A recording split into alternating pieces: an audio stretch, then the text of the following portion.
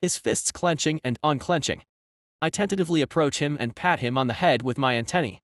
I have to admit a strong feeling of guilt is rising in me. I really don't want to see him in pain. I raised him from when he was just a core after all. I try to firm up my resolve by reminding myself that this is for his own good. Evolve, Tiny.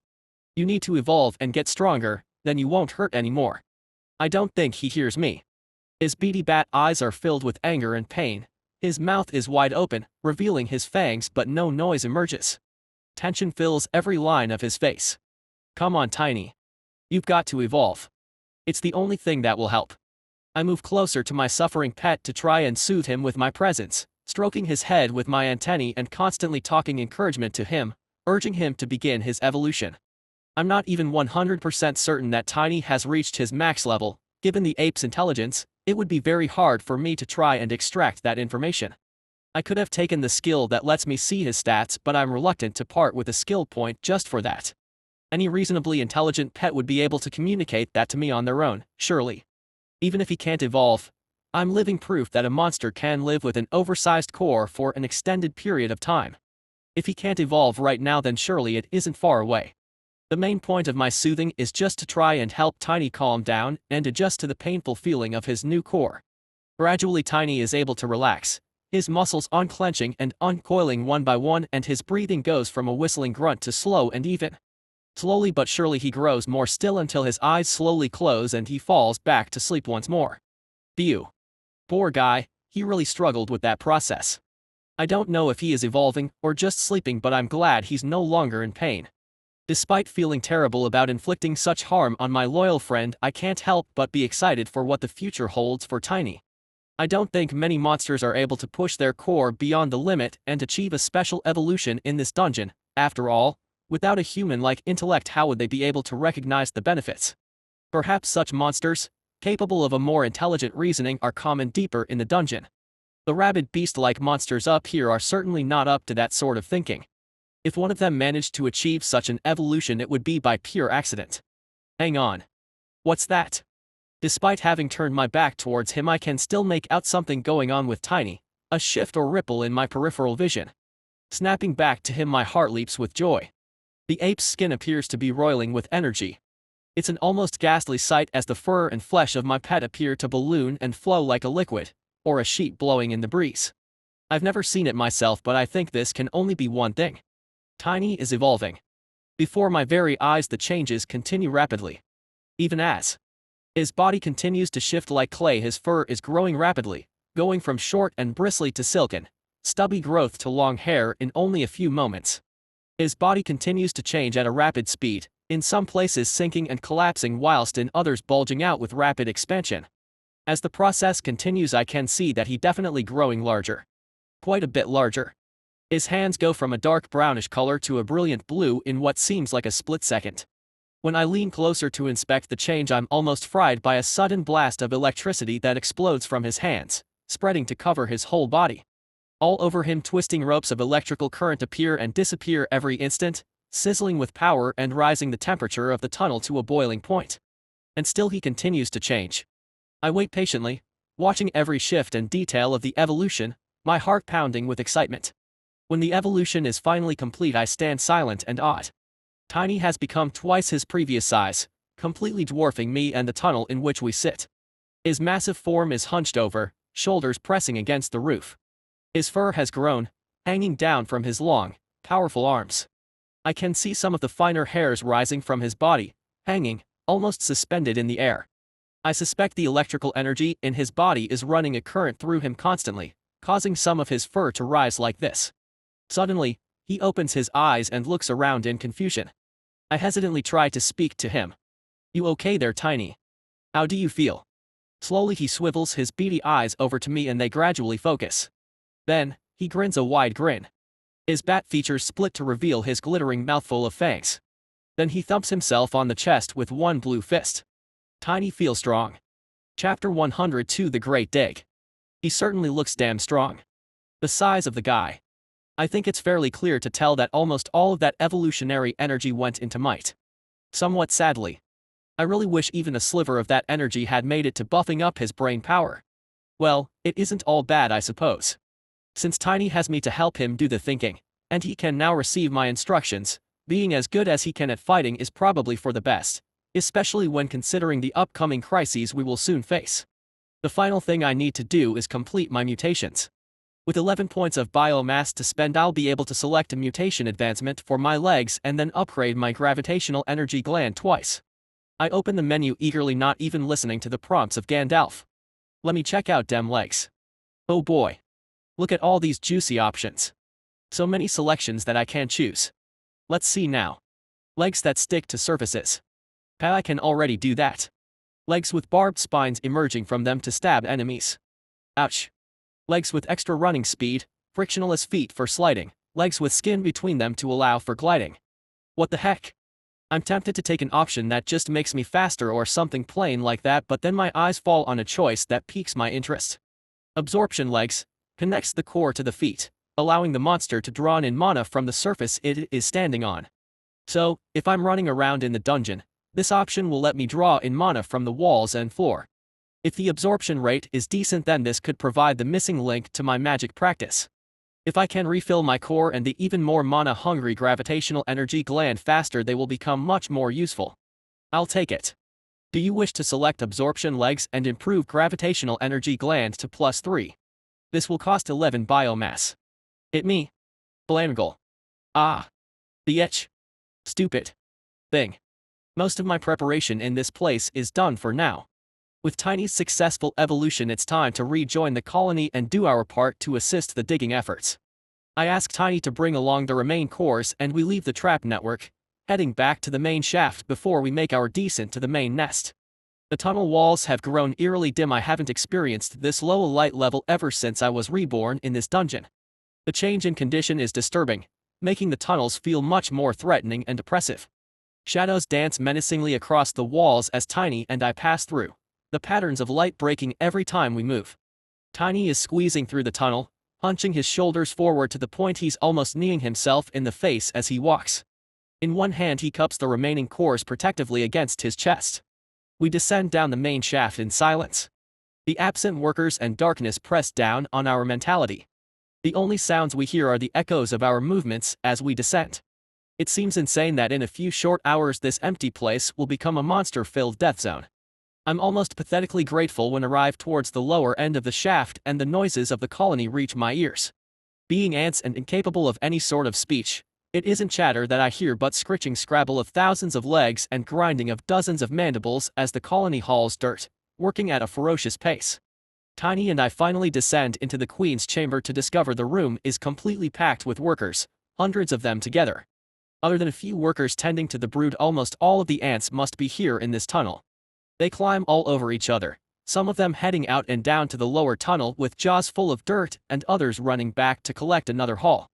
Keep working, children, the warm voice of the Queen sings out, gently encouraging the colony. I honestly don't think the workers could work any harder. They are practically vibrating with energy, so eager to work at the side of the Queen as she digs. Tiny, go down to the lower tunnel and make sure nothing goes wrong, I instruct my ape friend. He simply nods before lumbering off, gently pushing his way through the bustling workers who mostly disregard his presence. Some workers even start climbing over him, just walking up his arms and down his back as they move through, still clutching the cores in his hand. Taking a breath, I start to push my way through the worker frenzy, using my larger size to force aside the much smaller hatchlings and workers. So desperate are the others to contribute that I eventually have to resort to quite vigorous methods, knocking other ants out of the way or climbing on top of others in order to get to the front. It isn't annoying at all. These are the sorts of people, ants, you want working on your side in a disaster.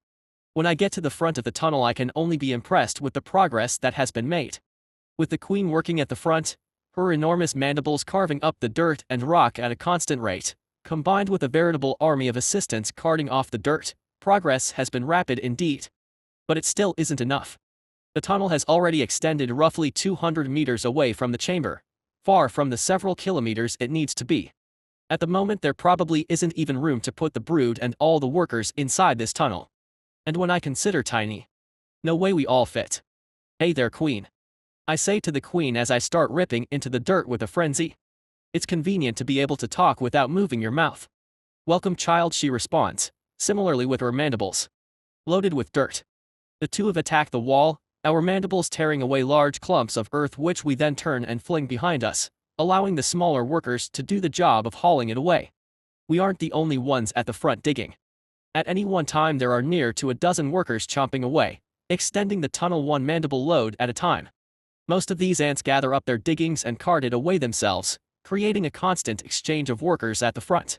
The queen and I remain constant, mandibles pumping like piston engines until my face aches from the sheer repetitive effort of it.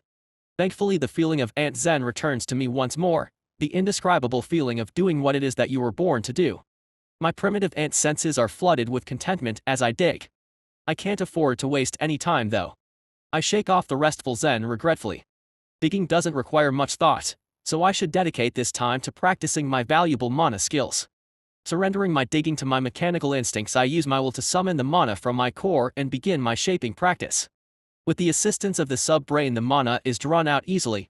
Wispy tendrils of strange energy that respond to my thoughts start to flow out and form into mystic patterns within my body. I still have no idea what these patterns are for or what they represent. They were imprinted in my mind when I learned the skill without any sort of explanation. I'm guessing the only way to actually learn what each is for is by testing, which could be quite dangerous. I'm resolved to try and begin the experiments away from the colony as soon as my skill reaches an appropriate level. I still find it difficult to form many of the shapes, and my success rate, not to mention the speed I can form them, is far too low for practical use. Practice and then more practice. Let's do it. Just like that, the queen, me and the entire colony dig for our lives. As only a colony of ants can, we dig desperately, endlessly, with the single-mindedness only an insect can express. I lose myself to the repetitive motions of my mandibles and the formless mana within me, my body and mind almost completely separate from each other. After an indeterminate amount of time, my awareness snaps back when my core has been emptied, not even faint mist of mana remains. Quickly checking my stats, I can see that my mana shaping has rising by 2 levels. Now I just need to wait for my core to refill. Hopefully my new legs will be able to assist with that. The mana veins don't exist in this particular section of tunnel, since we've dug it so recently, so I don't feel any mana coming to me through my feet for the time being. We've been digging for a while, I'd better go check how dark the nest has become anyway. Chapter 103 Rising Tide. Titus was worried. It was hard to see, the weathered lines of his face were cut deep over years of campaigning, an extra furrow in his brow, a little more tension in his stare, were signs almost impossible to notice. Tribune Aurelia had noticed. After so many years serving in the Legion, she was able to detect the subtle changes in her commander. The tightening of his shoulders, the way he constantly thumbed the blade of his famed axe, testing an edge that he had kept razor sharp for the better part of 30 years. It wasn't often Titus was worried. Suspicious activity on the part of the Mercenary Union and Merchants Guild, as well as a shift in the rhetoric of the Church of the Path, have been reported over the last 2 weeks. Our strategists suggest that the possibility of a coup in Lyria is rising by the day, Aurelia reported. Titus nodded absently, his iron gaze never leaving the forest expanse that spread out before them from their vantage point on the camp walls. The forest was dark now. Very dark. Even the monsters seemed to sense that something was coming. The din of combat, constant over the last week, had faded away to nothing. There was a tension in the air, as if every living thing in the dungeon was waiting, ready to spring into violent battle at a moment's notice. Do you have any instructions to relay to the surface, Commander? Aurelia queried. Her commander didn't respond, instead continuing to gaze pensively at the expanse, his ice blue eyes reflecting the dying light from the trees. What do you think the dungeon was like before the rending, Tribune? He asked suddenly. Aurelia was taken aback by this seemingly unrelated question. After a pausing to consider her response, she answered. Nobody knows the condition of the dungeon before the cataclysm, Commander. No one even knew it existed. Titus shook his head. Of course I know that. I asked what you think it was like. Use your imagination, Aurelia. The Tribune was confused. I don't know, Commander. We know that the mana level on the surface rose dramatically. I can only imagine that the mana level underground surged to incredible levels. I think the rending was a wave, mused Titus. I think it was just a very large, very long wave.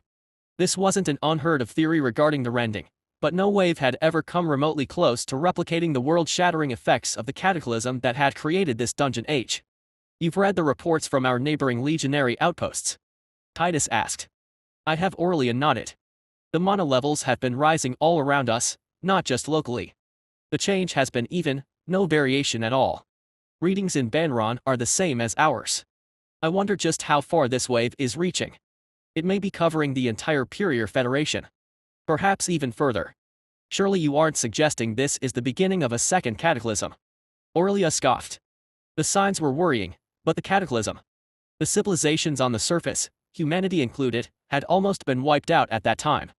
A moment of silence descended as Titus stroked his grizzled chin with one hand, contemplating the dim light reflected in his eyes. I don't know, he said finally, but I'm not sure. Something is different about this one. I just wish I knew what. Another break in the conversation fell as side by side the two veterans spent some time lost in their own thoughts. Eventually Aurelia felt compelled to speak. Do you have any instructions regarding the situation on the surface, Commander? Titus slowly nodded. I want every member of the Legion above ground to make immediate preparations to depart for our position within 2 hours. Not a single trainee or auxiliary is to remain behind. I don't care if they have to burn the Lore Master's library to the ground, Alberton needs to be down here also. Everyone, gasped Aurelia, you're going to abandon the Queen. Do you think there won't be an insurrection? There will be a coup and the Queen will be killed, Titus said. Then why? The politics of surface kingdoms is of no interest to me, nor should it be to you, Tribune. Our duty and our focus lies in the dungeon, Titus replied firmly. But the Queen has been a loyal supporter of ours for decades. You're talking about Alberton's aunt. Aurelia protested. She couldn't believe that Titus would be so cold-hearted.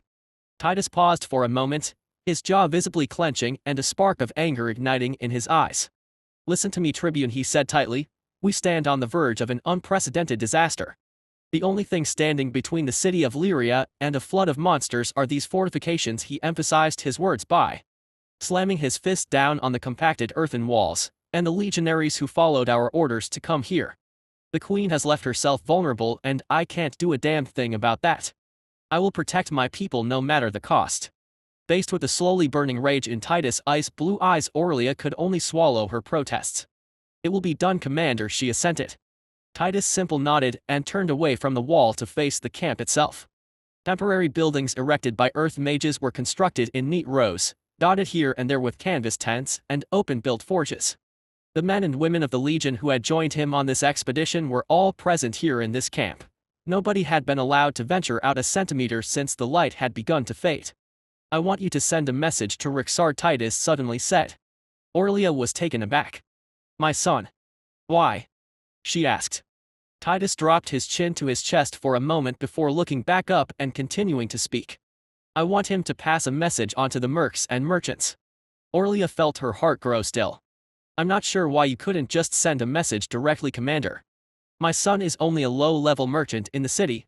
They won't hold the message in any higher regard for being delivered by him. Titus chuckled and shook his head.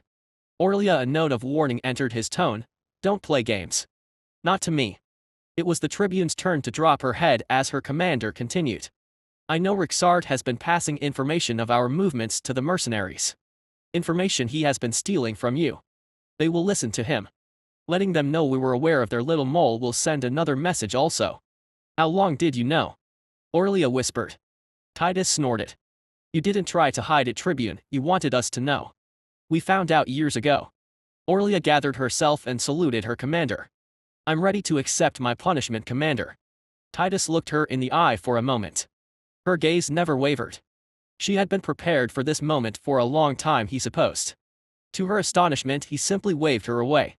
I'm the last person who will judge another for a wayward child, Aurelia. The fault is not yours. Get Rixard to tell them we will hold here for 2 weeks. 2 weeks only. After that they will be on their own. Where will we go, Commander? The relieved officer asked. Down. Clapping Aurelia on the back, Titus moved away from the wall and began to walk through the camp, having a quiet word with his soldiers as he passed by, a joke here and there, a bit of encouragement, the occasional stern word. Wherever we went he was met with respect, determination and idolization shining in the eyes of his legionaries. He knew it was there, knew what they thought of him. As much as it was embarrassing, he welcomed their hero worship so long as it led them to do what he asked. He could keep them alive that way. He didn't feel much like a hero. His back hurt, his knuckles ached and the cartilage in his left elbow made a grinding sound every time he hefted his axe. It wouldn't be long now before the Legion retired him to the stone. Chapter 104 The Roar That Follows the Dark. In attempting to leave the front of the tunnel, I'm forced to push my way through the innumerable eager workers piled up behind me, ready to contribute to the dig. I slowly push my way out, letting my smaller siblings climb over the top of me in their eagerness to rush forward. At this point, the walls and ceiling are also covered in workers assisting the dig. Truly a three-dimensional work effort. Eventually, I make it through the worst of the crowd and begin to make better progress. I was probably only digging for a couple of hours, but the tunnel has become much longer, perhaps doubling in size. This is the power of the excavation skill. Not to mention being significantly larger and stronger than the rest of the workers. Anyway, progress has been made. When I arrive in the Queen's former chamber, I'm shocked by what I see. Or rather, what I don't see. It's completely dark. I can barely see a thing. The illumination caused by the mana veins in the walls has completely vanished, plunging this chamber, the entire nest, and I can only assume the whole dungeon into pitch black darkness. It's a bit spooky. Placing my fancy new feet here and there on the dungeon walls, I try to see if there is any mana for me to soak up, and unfortunately I'm coming up completely empty. The mana veins are bone dry. Thinking back to what Formo told me, that must mean the mana has completed receded. After which it would come rushing back. Like a tidal wave. Tiny. Can I get you to come back up here to the chamber? I can feel the ape's agreement in my mind without him having to actually form words. Whilst I wait, I continue to shift my feet about, doing an awkward ant dance as I try to sense the presence of mana returning. Nothing at the moment. Hang on, where is the brood? The larvae and pupae. I don't think we've secured the next generation. Feeling about desperately with my antennae, I make my way towards the heat signature given off by the newly dug brood chamber above Queen's room. Damn it. The entire brood is still here in this room.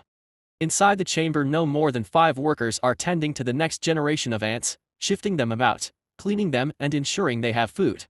We have to get these guys out of here. Rushing forward in a panic, I can't think of anything better than to shout, "We have to move them, it's dangerous here," and grab the closest larvae in my mandibles. The attendant workers seem stunned by sudden intrusion, antennae swirling in the dark as they listen to my message. Remarkably, after a brief pause, they too pick up a larvae and start running after me. Thank Gandalf. With a small wiggling grub in my mandibles, I rush back into the Queen's chamber where Tiny has arrived, the enormous ape humming to himself contentedly as he rests on his backside. Stay here, Tiny. There will be a fight soon. Bite. Tiny visibly perks up at the prospect of combat. Small sparks of electricity start twisting and sizzling in the air around him as he stands up and looks around for something to punch. Soon, I said. I roar at him as my small convoy of workers rushes into the tunnel after me. About 100 meters in, before the crowd becomes too large, I carefully place the young larva down and shout, "The brood has to be moved to here," as loudly as I can. Having delivered this stirring speech, I turn and run back to brood chamber. The brood is the next generation of workers. There are almost 500 of the little buggers. If they can survive to maturity, then the colony will nearly double in size. I can't let them die pointlessly when the wave starts. Rushing into the chamber, I grab the first larva I can see. The small white grub wiggles in protest at being manhandled in this way, but I don't have the time to be too gentle. Deal with it, grub. I'm saving your life. As I sprint back out of the chamber, I'm relieved to see a flood of workers running in, roused by my crude summons. There are 2 things that ants will protect at any cost: the Queen and the brood. Both represent the future hope, the family. Nothing must be allowed to happen to them. When I return to the Queen's chamber, my heart sinks as I realize I've felt something. Something from my feet. It is faint. It is so faint, but I'm certain of it. From the tips of my little ant claws, the faintest sign, almost undetectable, a soft breath of mana is being absorbed. Oh no, oh no, oh no, oh no, oh no. It's coming. We don't have long. Hustle, Anthony. Get your damn hustle on. With renewed vigor, I sprint to deliver my wriggly charge into the tunnel as fast as I possibly can, legs flailing with incredible speed. Let's go, people. Danger coming. Go go go, I shout at the top of my pheromones.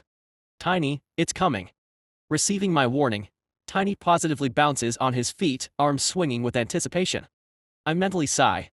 The eager gleam in his eyes at the promise of battle surely hasn't changed about him from after his evolution.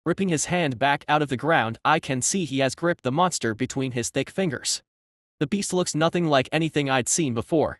Ink black with long thorny tentacles growing from a torso that is more mouth than body, four thin, double-jointed arms emerging at jarring angles. This monster follows no natural design. I've never seen anything remotely like this on Earth. What the hells is it? The newly born monster shrieks and writhes in his grip, tentacles and clawed hands lashing at Tiny's long arm. The rage in the great ape's eyes on burns ever brighter, matching the glow of the current burning in his hand. The lightning grows stronger and stronger until electricity is coiling around the monster's body like crazed snakes. The creature shrieks higher each moment until, with a sizzling sound, it suddenly grows still. Tiny. You. Cooked it. With lightning. That is so badass. Crash, crash, crash, crash, crash. More and more monsters start to explode out of the walls. Hands, claws, scales, and fangs start to tear through the dirt all around us.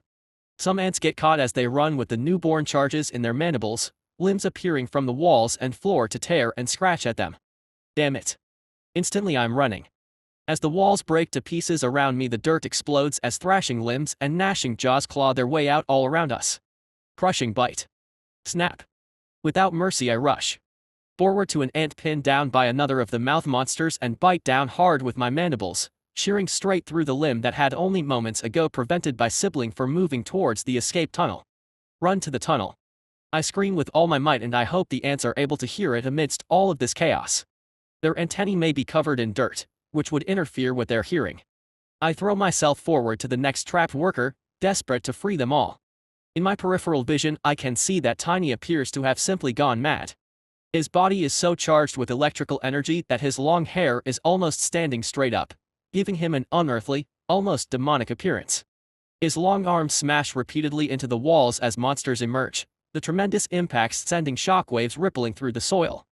I see him plunge one hand into the earth and pull it out again with a bizarre hooked worm creature wrapped around his arm, leech-like mouth grasping, restrained in the ape's fist.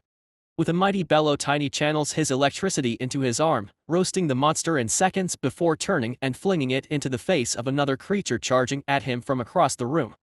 A scene of chaos. As the monsters emerge, they are not dedicated to fighting only us, or coordinating with each other. They rip and tear into each other just as quickly, even if they are the same species. The entire dungeon is supposed to be possessed by this madness. The wave. It's crazy. Chapter 106. The endless battle begins. I run along the trail of workers, snapping and biting at everything that obstructs their path towards the escape tunnel. My main purpose isn't to kill these monsters but to try and get every worker I can to safety. Into the tunnel. Into the tunnel. I constantly shout at my siblings as I snap at the claws and arms that threaten them as the monsters in the walls rip themselves free. What is the state of the brood chamber in all this chaos? Did we get all of them out? Worry pierces my chest when I think about the defenseless grubs that may not have been shifted in time. I need to go and try to save them. Tiny, protect the tunnel. I can't even be sure the ape has heard and understood me in all of the chaos, but I don't stay to check. As I run back toward the chamber, I start channeling my gravity magic into my mandibles.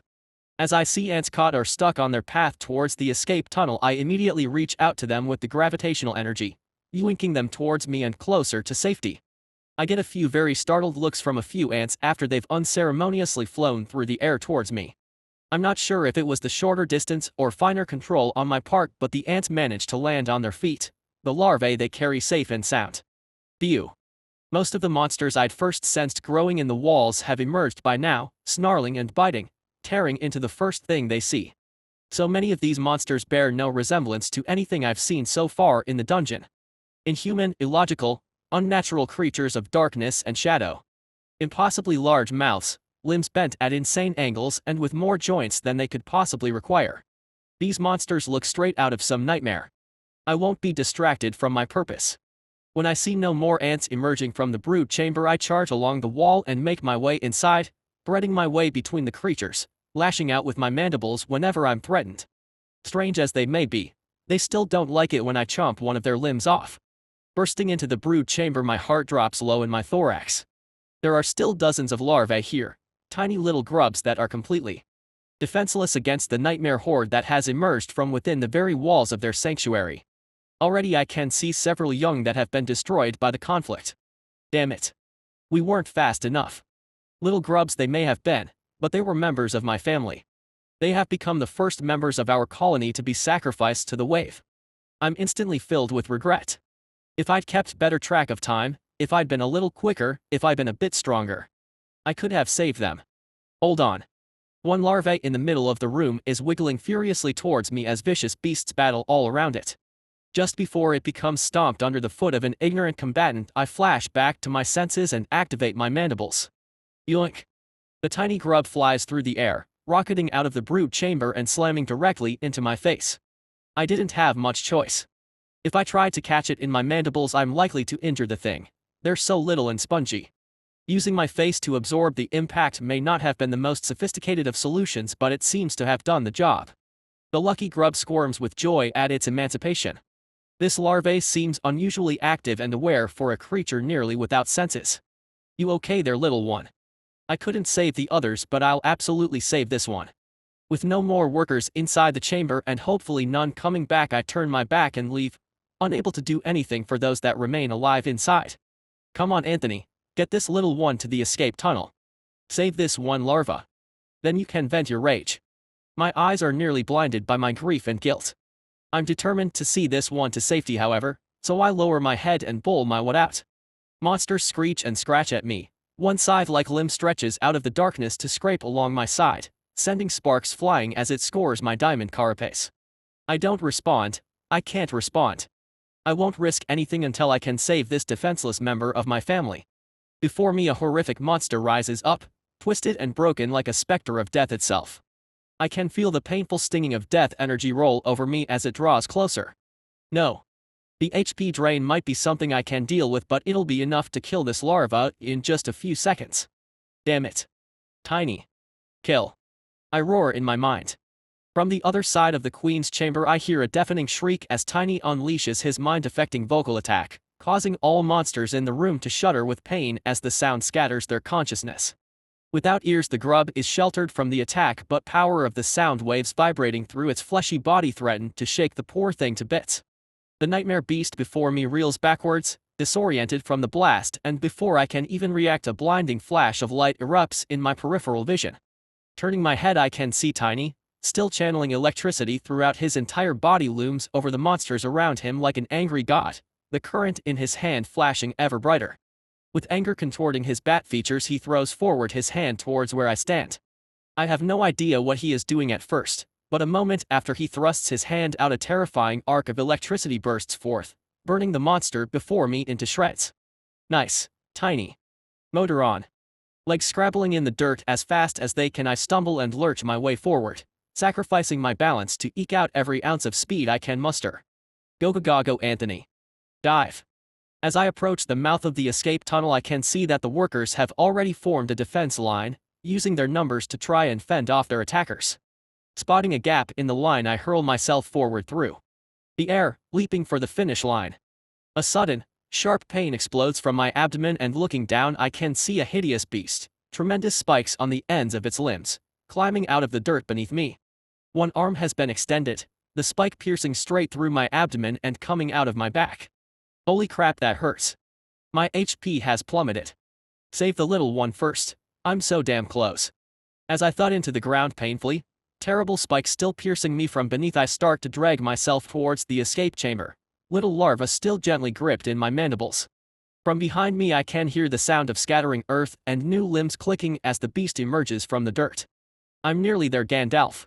Just a few more feet. This wound is excruciating. Inch by inch I move towards the tunnel, my blood staining the earth of the Queen's chamber behind me. Finally another worker notices me approaching and rushes forward, closing the gap between us in just a second. Tenderly the worker takes the larva from me and turns, rushing deep into the tunnel. The last I see, the little grub is limp in the worker's mandibles, hardly moving at all. I hope you make it, little one. As for the thing behind me, you should never have stabbed me in the business district. Taste my justice. Chapter 107, Counterattack. The monster behind me has ripped itself free and is approaching its prey, already skewered in through by one of its limbs. Unfortunately for you, standing behind me is not a good place to be. Pow. Pow. Pow. Firing blindly, I rapid-fire 3 shots which, after turning my head, I can see have splashed all over the unfortunate monster. Ah! Take that, moron. Reeling in pain as the acid begins to burn furiously away at its flesh, the creature pulls itself backwards, simultaneously ripping the spike out of my body. My mind completely blanks out for a moment due to the sheer agony tearing at my psyche. Holy moly, Gandalf. That one stinks. Activate the regeneration gland. As the regenerative fluid begins to course through my body, hopefully closing over the holes I have above and below the abdomen, I can finally turn to face my adversary. Able to stab me straight through the diamond carapace, this creature must have some serious chops. What looms before me is truly a nightmare beast. 2 enormous elongated, double-jointed arms protrude from the front of the body, each limb tipped with needle points that glitter in the light. Suspended between these 2 limbs is a withered, tattered body with a curling, hooked tail that it drags through the ground. Come on now, monster. That doesn't even look practical. My health, which had plummeted down to half after being pierced through, is recovering rapidly as my healing gland does its work. One heck of a good purchase that. Eyeballing my foe warily, I feint left and right, trying to buy a few more precious seconds for my wounds to close. My enemy hesitates briefly before screeching horribly, tube-like mouth distending to ridiculous proportions before it raises one spear-tipped limb and slams it down towards me. Thankfully, the restrictive acid is doing its work. The creature is so much faster than it looks. The fiercely pointed arm flashes through the air and plunges deep into the earth, sinking deep into the dirt as if sliding into warm butter. I was barely able to dodge that strike. Only by flinging myself to one side was I able to avoid it by the slimmest of margins. Despite looking so distorted, this monster really means business. That speed and penetrating power are a real threat, able to stab straight through my sturdy defenses.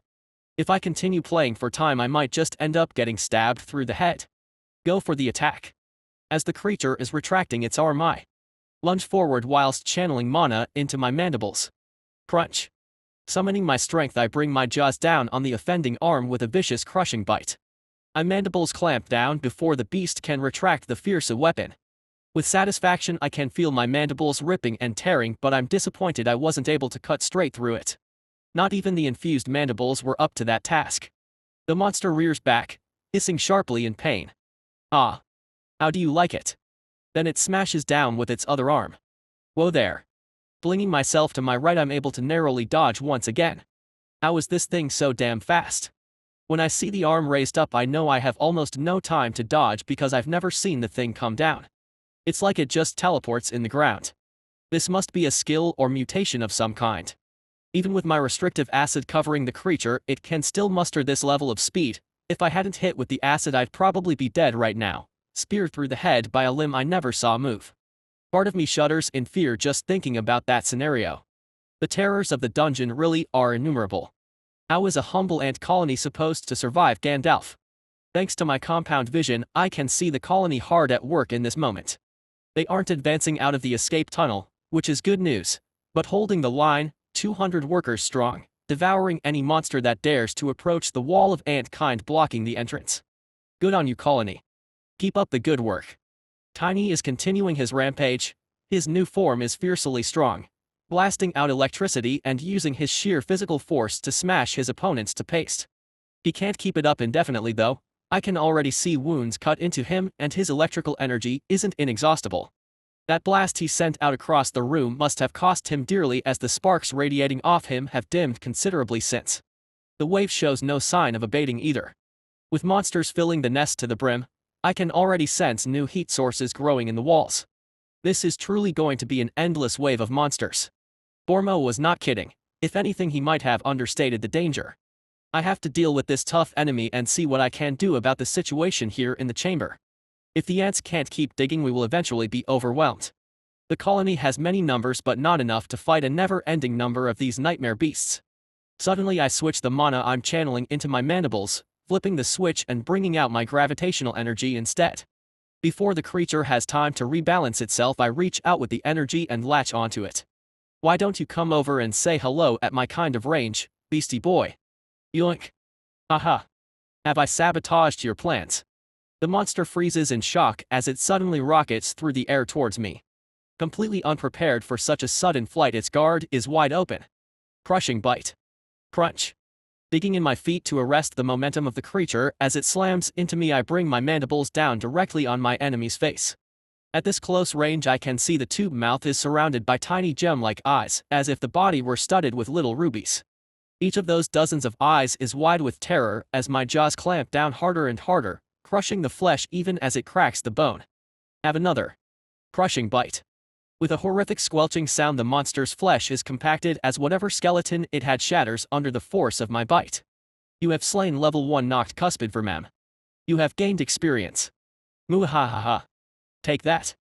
Swiftly checking around me, I can see that there isn't anything about to stab me in the face this very second, so I take a chance and chomp down on a few mouthfuls of food.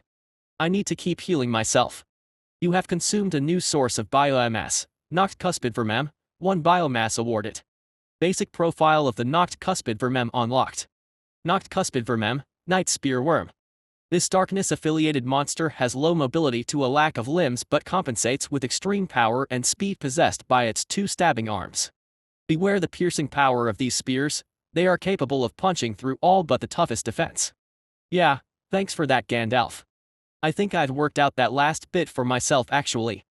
After a few more mouthfuls, I gain another biomass point, but I'm forced to stop eating as more monsters come closer to my position, not necessarily looking to fight me but posing enough of a threat that I can't continue to leisurely enjoy a meal. Rude things. No manners here in the dungeon, none at all.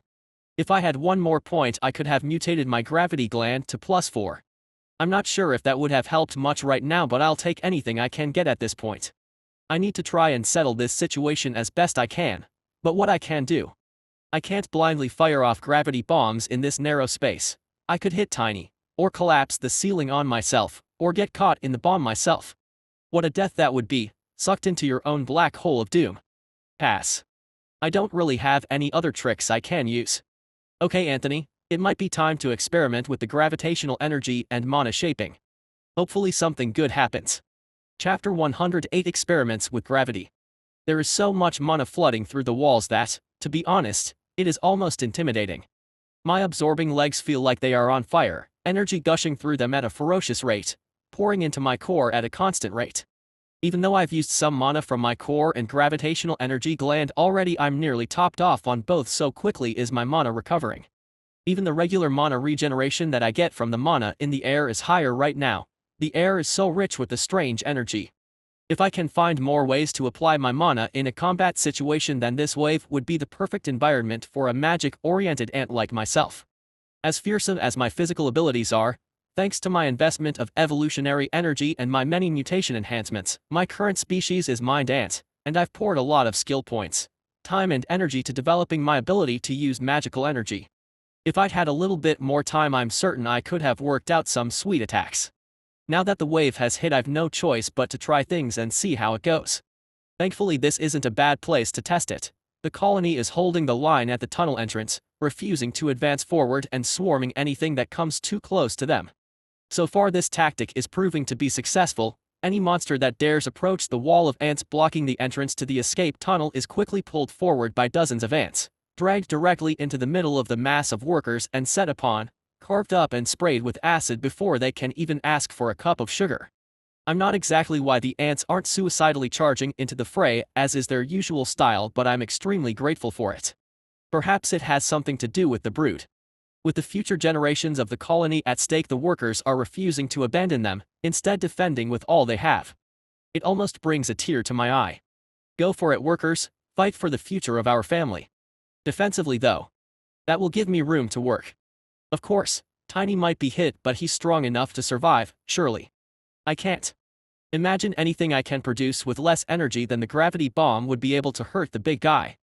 As battling monsters again encroach on me from every side, gaping mouths and elongated limbs lashing at each other, I reach deep within, stirring awake my sub-brain and grasping hold of the ethereal energy of this world. Mana is difficult to explain. How it feels, how it looks in my mind's eye, the way it moves, it's hard to find the words. Stored inside the mana sources of my body, the energy is dense, hanging like a thick fog over the ground, a haze or mist that can't be seen through, a low-lying cloud of sparkling power. When I reach for it, the cloud stirs and shifts, like a living creature reacting to its owner's voice. In equal parts I call to it and take hold of it, Not roughly, like grabbing a cat by the scruff of the neck, but firmly, holding it by the hand, leading it where I want it to go. The mana doesn't fight against my control. Exactly, it just feels heavy. As if weighed down by an inertia that I must overcome by sheer mental effort. Even with my sub-brain, the amount of willpower required to finally control the energy is no joke. The more precise my control needs to be, the more effort required. To move the energy in a certain direction isn't that difficult, but to move into an exact direction and form an exact shape is far, far more difficult. Much like rolling a ball, to send it out in front of you is simple, even if the ball is heavy, but to roll it exactly 5.5 meters with a 10-degree spin to the right. Hard. This is where the mana shaping skill comes into play. It helps to guide my hand, implanting in my mind the instincts and nous needed to understand just how much force is too much, exactly how to achieve that particular curve, or when a mistake has been made. The other aspect of the mana shaping skill is the patterns that I received when I learned it. All skills come with knowledge. It could be said that all skills are knowledge, but mana shaping contained more than most. Not just the control aspect, but also numerous specific shapes and patterns that I should direct my mana to form. The only problem I have is that the knowledge of what each shape is for was not shared with me. Well, that in the problem of the shapes being extremely difficult to form correctly. With my mana shaping skills improving as I grind, the work has become easier, but it's still immensely difficult to achieve the precision required every time. In my last round of practice, I was able to get the shapes to form correctly only around 50% of the time, but I wasn't game to activate them, surrounded by workers and the queen. Right now I'm going to try and see what happens. Cross all of your claws, Anthony. Hope something good comes out. Drawing out the dark purple gravitation energy stored within my body, I begin to direct it into the first pattern I think of. This shape resembles a circle that loops in on itself, forming many concentric circles that eventually shift into a sphere. The extra difficulty comes in due to the fact you have to draw the shape in two places at the same time, directing two streams of energy simultaneously.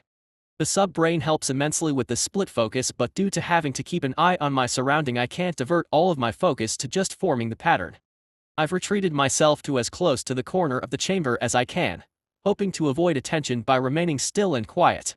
In a room full of frenzied monsters lashing at everything they see, it isn't especially a reliable strategy, and several times I have to shift my position or dodge out of the way of other monsters grappling each other. My first attempt finally collapses and fizzles out as I can no longer hold the threads of energy together. Damn it. Who asked for magic to be this damn hard, Gandalf? All you had to do was shout a few words and wave a stick around, right? Any chance you could throw that ring my way? Didn't think so. Backing myself tightly against the wall, I begin another attempt. Even as the mana is being drawn out of the gland, my feet, planted firmly against the walls, continue to draw in more energy.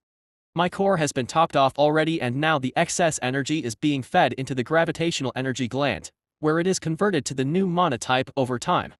Okay. Focus, Anthony.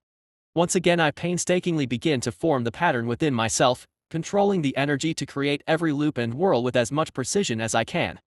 I divert even more attention to the effort, allowing myself to be buffeted and struck by several monsters as I concentrate on the shape. Slowly the pattern begins to take shape. I continue to direct two separate streams of gravitational energy with my mind, laying them down symmetrically in the three-dimensional pattern of pure magic within me. My mind begins to ache. I draw to the final sections of the pattern.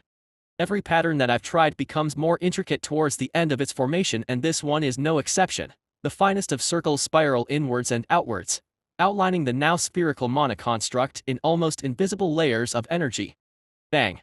A powerful fist smashes into my side, sending my body reeling to the side, but so engrossed am I in completing the construction that I don't even notice. So close. So damn close. Got it. With a sudden flash of energy that radiates through my body, the pattern has been completed. A new awareness raises in my mind now, one that I've felt before every time I managed to complete the shape. What is required now is to hold the shape steady, using my mind to lock it in place and then power it by pouring more mana into it until it is ready to take effect. As my body continues to be buffeted by attacks, my focus remains internal, directing more and more energy out of the gravitational gland and into the construct I've formed inside me. I have absolutely no idea what will happen when this takes effect, but it better be good. Mana continually flows into the pattern, which glows more brilliantly with each passing moment. At first I'm encouraged by the sheer amount of energy required to power this shape, but as more mana is consumed I begin to grow concerned. What if the effect takes in the colony as well? I don't want anything too explosive. As the mana continues to flood into the shape I start to blindly run away from the colony, skirting the walls, running straight into other monsters, getting bashed away, just to create more distance. I feel something click, like a block falling neatly into place or a switch suddenly flicking the lights on. Then the gravity domain descends. Chapter 109. Something weighing on your mind. When the construct is finally charged with a ridiculous amount of mana, almost 30% of my total gravitational energy capacity, it activates. The sphere of intricately formed shapes and patterns begins to move, gradually at first, gaining speed like a locomotive, spinning and rotating in a breathtakingly elaborate dance. What is alarming is that the pattern continues to draw on my mana even though it is completed. What's going on? In the next moment my question is answered. The outer layer of the sphere rapidly expands outwards, exiting my body and encompassing an area within a 5-meter radius around me in a flash. The core of the construct remains rotating inside me, pulsing with energy and continuing to soak up mana at a dizzying speed. I don't even know what is happening. This mana field has expanded around me. What on Pangera does it do? Now that the construct has been completed and powered, for the first time since I activated it I return my awareness to the outside world, leaving the task of supplying the energy to power this spell to my subbrain, which is more than up the task. Ouch. I've been beaten and knocked around a fair bit. A few cracks and dings in my carapace are evidence enough of that. Thankfully I haven't lost too much HP, the diamond carapace proving its worth against these more mundane strikes from weaker creatures. The battle continues to swirl around me, monsters throwing themselves into every fight in a wild frenzy, lashing each other with every available weapon. Yet more creatures are starting to emerge from the walls as the cycle of monster spawning continues without slowing, more meat thrown into the grinder. The actions of the monsters close to me change the moment the sphere of mana expands. As soon as my spell is activated, the creatures, moments ago engaged in furious combat, instantly slump to the ground as if smashed in the head with a brick. What is this? There isn't any visible difference to the environment around me. I feel perfectly fine, whatever the spell is doing doesn't seem to affect me in any way. 5 meters around me the spherical barrier of mana slowly rotates, a mystical pattern drawn with dark purple gravitational mana. The creatures within the zone act strangely, as if they were pressed into the ground by an invisible hand. I stare at them, baffled. There is no force at all that I can feel. Maybe it only has an effect on others. Nearby I see a monster aggressively swinging a claw close to the edge of my sphere. When the arm passes inside the edge of my spell it is immediately dragged down, pulling the monster's shoulder until it is slumped forward, trying to drag its arm outside of my range. Could it be? Is this what I think it is? The legendary gravity domain. Looking at the nearest monsters again, they are painfully trying to push themselves back onto their feet. They appear as if weighed down with a ton of bricks. It is. Inside the sphere the enemy monsters are affected by a powerful gravity field that pulls them down the ground. Incredible. This also explains why the drain on my energy is still ongoing at such a fast pace. In order to maintain such a strong effect over a large area you would expect to have to pay a heavy price in energy. At the current rate of consumption I'm probably going to run dry of gravitational mana in just a few minutes. That doesn't matter though, this is great. I almost can't believe my eyes as I take in the pitiful sight of these horrific monsters who, moments ago, were savagely fighting and tearing each other apart, now struggling to get their feet under them. The gravity domain. So powerful. I can't waste this chance. Tentatively I approach the nearest monster. I intend to be cautious until I know a little more about how this new spell works.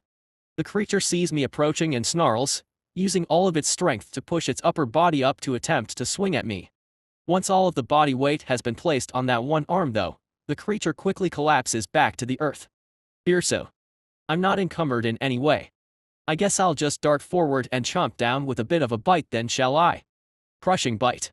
Crushing bite. Crushing bite. You have slain level 2 Morsis Yogg. You have gained experience.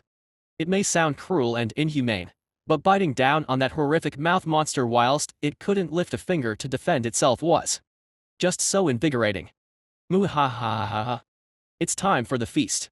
Fully aware that this ability won't last for long I leap forward into action. Every monster caught in my field becomes weighed down by the irresistible force of gravity. Some are able to cope better than others, but even the hardiest monster in the room, suddenly finding its compatibility cut in half, is no match for me when I'm totally unencumbered. Bite. Bite. Bite. Bite. Bite. Every bite is a crushing one. Don't stop, just keep on biting. You have slain. You have slain. You have slain. Bite and bite some more. Muahaha. Crushing bite. Crushing bite. Crushing bite has reached level 10, advancement available. So delirious with battle am I that I hardly notice Gandalf's message at first. What is this? Crushing bite has reached the level cap. Fantastic. Let's advance it immediately. Crushing bite minus shattering bite. This advanced skill allows the user to manifest their bite as energy to extend the range of the attack beyond their physical body. Of course, attacking with the physical body will cause significantly more damage.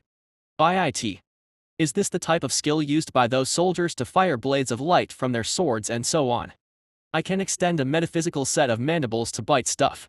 Unreal. I have to test it immediately. Gleefully I approach another monster burdened by the crushing pressure of my gravity domain. Activate shattering bite. Immediately I can feel an immense drain on my stamina, weariness seeping deep into my already tired body. Holy heck, the cost is high. Invigoration returns to me immediately as my mandibles begin to shine with a brilliant light. Slowly the light becomes more intense and then expands beyond the limits of my mandibles, creating a ghostly set just 3 times larger than my own that hover in the air, mimicking every movement of my actual mandibles. This is sweet. Test it. Shattering bite. With one savage lunge I dart towards my struggling opponent and bring my ghostly mandibles down on the foe. They crunch down with vicious force, puncturing the monster's head and popping it like a melon. Gross. But also amazing. So powerful. Not to mention, for the first time I'm able to bite something a slight distance away from myself, which means when the beast was defeated and exploded everywhere, I didn't get all the goop on me. I hate having to clean monster guts off my antennae. This skill is the best. My gravitational mana gland is starting to run low. I can't afford to waste any more time. Unleashing my inner beast I begin to go on a rampage, smashing my way through the Queen's chamber, and crunching every monster I can see. The next happy discovery occurs when I leap forward on a monster only to find it is the beast that Tiny is fighting. After jumping onto another of these nightmare creatures back I find myself staring face to face with my faithful ape companion. Tiny is looking fairly beat up, but the savage gleam in his eyes and fearful snarl on his face tell me he is enjoying himself pretty well in the opening stanza of the wave. His electricity seems to have run out, only a few small sparks zap off him here and there, but his lethal fists are still plenty weapon enough. It takes a moment for me to realize it, but there is something else strange about him. Tiny, do you feel heavy? The giant ape is standing smack in the middle of my gravity domain but appears to be completely unaffected. I know he's strong, but I don't think he's so strong he could stand there without any visible sign of difficulty under the burden of this potent gravity.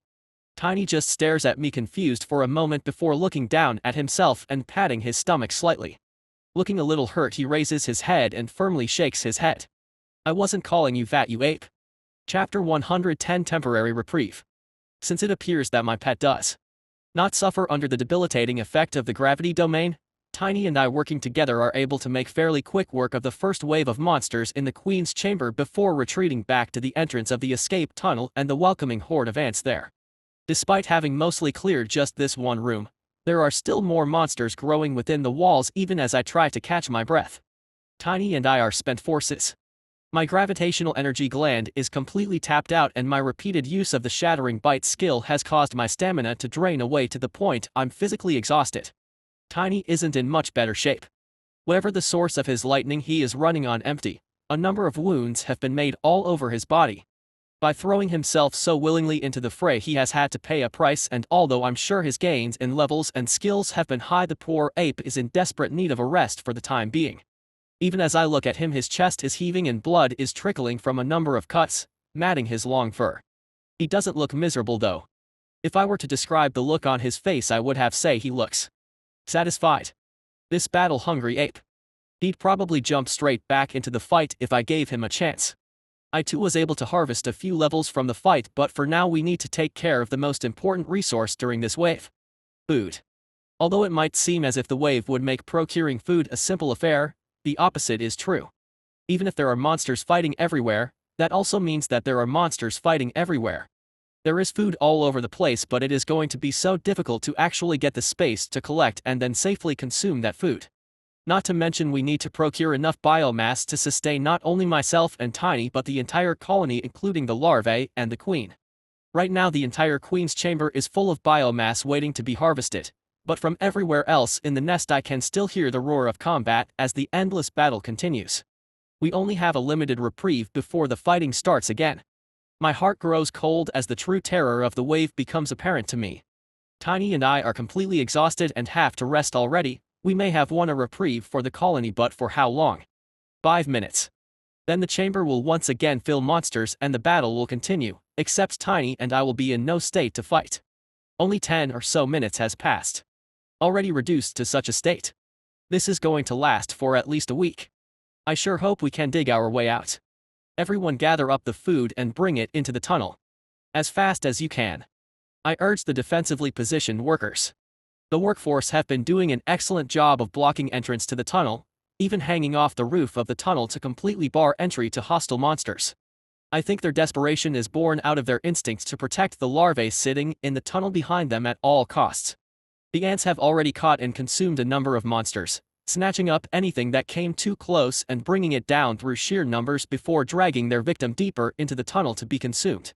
Thankfully the workers respond to my urging and mobilize, moving into the chamber and hurriedly begin to drag what biomass they can back into the tunnel. As tired as we are, Tiny and I contribute as well. The colony usually allows us the space to collect and consume our own food anyway. The few monsters that emerge in the chamber during these few hurried minutes of work are set upon by the workers before they can even fully emerge from the ground and subdued, adding their own biomass to the collection. For a few frenzied minutes we scrabble around the chamber, hauling as much of the precious food back into the cramped tunnel as we can, even as more monsters begin to approach the chamber from the connecting tunnels above and below, drawn by the scent of biomass.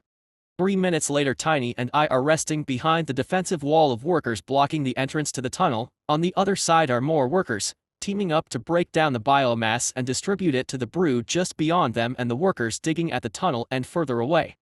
This wave is seriously deadly. I won't be able to fight for a few hours probably. Inside the escape tunnel I'm unable to absorb mana through my feet, which will greatly slow the recovery of my gravitational energy. My core is full, to be sure, but it takes time for the energy drained off to the gravitational gland to be converted via whatever voodoo takes place in there. Even if the ambient mana level is high, it will take time for me to get back to a full tank. Not to mention I'm freaking tired. My stamina is completely drained, every one of my legs is aching. The only cure is to eat and sleep. If I push too hard I'm only going to collapse in the middle of a fight. Where would the colony be then? Actually, what would happen to Tiny, my pet, if I were to be killed? I glance over at Tiny as I think of him, and he is already stuffing his face, his large bat mouth stretched wide to shovel in the food as quickly as he can. Noticing my look he freezes for a moment, one hand drifting down to his stomach, perhaps to check just how flabby it is. Nobody is calling you fat. Just eat. When I turn my head away Tiny pauses for a moment before he seems satisfied that I'm not watching and begins stuffing his face again. I can still see you. Shaking my head I turn back to my own food. Speaking of which I'll have to start eating if I want anything left to me. You have consumed a new source of biomass, dense umbra. 1 biomass awarded. Basic profile of the dense umbra unlocked. You have consumed a new source of biomass, luminaire imp. 1 biomass awarded. Basic profile of the luminaire imp unlocked. Dense umbra, gnashing shadow. This many-jointed mouth on limbs if a base-level monster of the darker reaches of the dungeon. Its fearsome maw and deceitful nature are its main weapons. Luminaire imp, lesser imp. The weakest and most pathetic of the demonic monsters, the lesser imp is still a significant threat when underestimated. It has surprising reach and claws that are capable of inflicting a nasty curse. As I eat I investigate the profiles of the monsters I've defeated, and much as I'd suspected, the enemies we had defeated do not belong to the normal categories I would expect to fight in the forest. It seems the higher levels of mana caused by the wave are not only causing such high numbers of monsters to spawn but also to cause more dangerous species to appear, species that perhaps would not normally have been seen this high in the dungeon. Hooray! If the mana levels continue to rise over the course of the wave, then the monsters that spawn will become increasingly dangerous as time passes. This makes it even more clear that fleeing the dungeon altogether was the correct choice. I can't know just how powerful the monsters will become if we stay down here. Even though the gravity domain is strong, I can't be trapped into thinking it is all powerful. A monster with a powerful enough physique will be able to withstand the pressure and fight. If I overestimate myself, I'll only get killed foolishly. After the first brush with the wave, my status looks like this. Name, Anthony. Level, 8 core. Might, 41. Toughness, 29. Cunning, 32. Will, 22. HP, 50/50ths. MP, 50/58ths. Skills, Excavation level 6. Improved Acid Shot level 5. Grip level 4. Shattering Bite level 2. Advanced Stealth level 5. Piercing Chomp level 5. Tunnel Map level 1. Mana Shaping level 6. Forceful Mana level 3. External Mana Manipulation level 1. Mana Sensing level 2. Core Engineer level 2. Advanced Exoskeleton Defense level 2. Pet Communication level 1. Mutations, Focused Eyes plus 5. Infrared Antennae plus 5. Restrictive Acid plus 5. Absorption Legs plus 5. Infused Mandibles plus 5. Diamond Carapace plus 5. Limb Regeneration Gland plus 5. Pheromone Language plus 5. Gravity Magic Gland plus 3. Species, Mind Ant, Formica. Skill Points, 4. Biomass, 11. Chapter 111 The Reality of the Wave. After eating, I now have enough biomass to advance my gravitational energy gland to plus 5, thus completing my perfect, all plus 5 physique.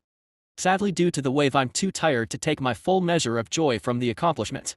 The omnipresent threat to the colony, my adoptive family, and myself is simply too pressing to allow much room for other emotions. Heading down the far end of the tunnel, even the indefatigable Queen is flagging, in desperate need of food and rest. Without the ability to transport the dirt out of the tunnel itself, the workers have been piling it close to the entrance, narrowing the entrance considerably. At some point we'll have to try and shove as much dirt as possible out into the chamber and then perhaps seal the entrance. I'm in two minds about sealing the entrance to the Queen's chamber. On the one hand, we'll be protected from the monsters at least a little. On the other, we need to fight monsters in order to eat. We might be digging this tunnel for several more days. Food supply is going to be a problem if we seal ourselves off from the dungeon. After I've seen that the digging is continuing as quickly as it can, I return to the tunnel entrance where Tiny has fallen asleep. The massive ape blocks off almost half of the tunnel space with his prone frame. Not that the workers seem to mind, any traffic simply walks over him or climbs up the walls to go around the slumbering ape. He needs a good rest, he worked hard. With a little time and space, I need to spend my biomass points to improve myself. Every advantage must be sought in order to combat this threat. Do you wish to improve gravitational energy gland to plus 5? This will cost 9 biomass. At this level you may choose a mutation advancement. Please select from the menu. I can't even muster my usual glee at being able to peruse the menu of available options due to this gloomy atmosphere, even though there are more choices than I'd imagined being available. I can cause the gland to regenerate the energy faster by increasing the conversion speed, have the gland draw in ambient mana to regenerate on its own rather than siphoning energy from the core, increase the density of the mana, whatever that means. I think the option I want is as unexciting as I think it will be effective. I haven't found a way to use the gravitational energy that is cheap in terms of the amount of mana required, and for some reason I don't think I'm likely to. The gravity effects of spells seem to be rather powerful or grandiose, which makes sense, it's gravity after all, and to achieve those effects the cost must also be considerably high. Deep gravitational energy gland. Greatly increases the capacity of the gland, immediately doubling the capacity and further increasing the capacity with further mutation. That's right. When it comes to the gravity magic, what I need is more. More spells. More time. The thirst of these spells is no joke. It must be slaked. Maybe being able to fill up the tank faster would be better for the short term, but I still think this mutation will prove useful during the wave and be much more effective afterwards. So I confirm it. Booyah. The gravity gland is positioned right next to my core, deep inside my thorax. Needless to say, an extremely awkward place to have an explosive itch. Rolling around on the ground whilst I endure the mutation process doesn't prevent the colony from doing its work at this time. Workers delivering food to the far end of the tunnel simply climb over me or, at one point, stop walking entirely and drag me to one side so I no longer block the traffic. How rude. I'm too absorbed with my own struggles to take much notice though. As it always has before, the feeling eventually fades away, leaving me feeling even more exhausted but somehow satisfied. It always feels like an accomplishment when I manage to reach the +5 milestone. Now that I've achieved +5 across the board, I suppose my next goal is +10. I don't actually know when the next mutation advancement happens. It could be +10 or even +15. I'll just to pick something and keep advancing it until I hit the advancement, if it comes. As much as I want to lie down and rest next to Tiny, I don't. Instead, I drag my sorry self to the entrance and push my way past the smaller workers until I'm standing on the front line. The sudden glare of the light, which had mostly been blocked by ant bodies, is almost blinding compared to the darkness of the escape tunnel. The veins of mana are so bright they almost blend together, the walls becoming one complete light source. Monsters have continued to spawn in the chamber, even if only a few minutes have passed since the chamber had been clear. Already 6 creatures are engaged in a desperate struggle. Seriously, I wonder what on earth the forest is like right now. We are far from any spawn points that I know of down here, and there are monsters popping up constantly. It must be sheer madness up there. I leave it all to my imagination. I'm certainly not going up there to check. The sounds of battle still echo out from the chambers above and the tunnel below, with a new sound also ringing through: eating. It seems some monsters have been able to defeat enough enemies and secure some space for themselves to take in some biomass. With mutations and the experience gained from surviving the first wave, these monsters will have a decisive advantage over any newly spawned creatures. If they can stay alive long enough and heal from their meal, they'll be able to quickly advance, possibly mutate or condense a core. The wave will send the usual cycle of monster growth into the overdrive. The freshly spawned level 1 creatures will be shredded by those that managed to survive before them. The lucky few who can survive deep into the wave will have had their growth accelerated dozens of times. Damn it. I'd love to out and hunt those monsters down, kill the threat before it can become too serious, but I dare not risk it. Exposing myself to such danger when I'm this weak, potentially bringing harm to the colony as well, is simply not acceptable. Until Tiny has woken, I'm going to take responsibility and defend the colony. After a few hours, I'll get him to take over for a while so I can sleep. The tunneling must also continue at all costs. Very slowly I advance until half of my body is in the chamber whilst the other half sits in the escape tunnel. Rearranging my legs slightly, I manage to balance myself so that the front 4 are in contact with the chamber floor whilst the back 2 support the business district. Immediately my feet feel as if they are on fire. The feeling doesn't go away either. It simply spreads up my legs and the absorbed mana is transported towards my core. From there, a steady stream of mana is being sapped away into the gravitational energy gland, there to be converted over time. There is just so much mana here. I just can't explain how it makes me feel. Insignificant, in a way. Impressed. Odd even. A piercing hiss intrudes on my thoughts suddenly. Not from inside the chamber but from above. What the heck is it? My body suddenly tenses up. Even the monsters already fighting inside the room flinch and step back, giving each other some space as they assess the situation. From the shaft above, first 1, then 3, then dozens of dark tentacle-like appendages descend slowly into the chamber, licking at the walls and curling around the rock outcroppings. Supported on these limbs, a writhing mass which somehow connects together to form one whole enters my sight, that sharp, almost metallic hiss cutting the air. Holy moly. That thing is hideous. Either this creature was spawned in the last few minutes, or perhaps it is a monster that has been victorious against those that spawned with and evolved already. It doesn't really matter. This thing looks nasty. Luckily I have an answer for it. Hopefully it doesn't attack too quickly. Chapter 112, Interloper. Our new squiggly companion has certainly struck some fear into the hearts of each monster inside this room. They cower backwards in a decidedly non-monsterish manner as the new challenger descends. I immediately start to draw on the mana inside my core, pulling out great streams of it and starting the process of compacting inside my throat. Whatever this monster is, I'm not mucking around. I'm going to give it both barrels of a forceful mana shout. The roar of my soul. I don't only have to use the gravity bomb every time. The normal mana from my core has proven deadly enough on several occasions. Hopefully whatever this monster is proves just as susceptible. With the aid of my sub-brain, I begin to pull out the mana and compress it as quickly as possible, straining my already tired mind to its limit. Brilliantly illuminated by the light, the strange new monster is a bizarre creature to behold. It lowers itself to the floor gradually, the only visible part of its body, the dozens of tentacle-like appendages that extend and curl at impossible angles through the air, all emerging from within the central mass. I'm not even sure this creature has eyes. How exactly does a wiggling mass of noodles make sense of the world anyway? As the creature settles upon its mass of tentacles, it seems to start getting a feel of its environment by just feeling about with its many appendages. Around the chamber, long, distended limbs feel their way about like sniffing dogs, quickly slithering their way towards the occupants of the room. As it happens, the creatures already in here fighting are closer to the tentacle thing than the escape tunnel, and so, even though they are shrinking back like the savage and wild beasts they are, eventually one of them is cornered by those snuffling limbs. What follows is a horrifying scene. As soon as that seeking tentacle makes contact with the monster's leg, the rest of the limbs snap into action, whipping through the air like lightning. Up and down each tentacle, glistening hooked barbs emerge, and as those dark appendages lash around the unfortunate victims, those thorns rip and tear at the beast's flesh. In a solitary second, the target monster, a gnashing shadow, has been completely enclosed by those limbs, hidden from view.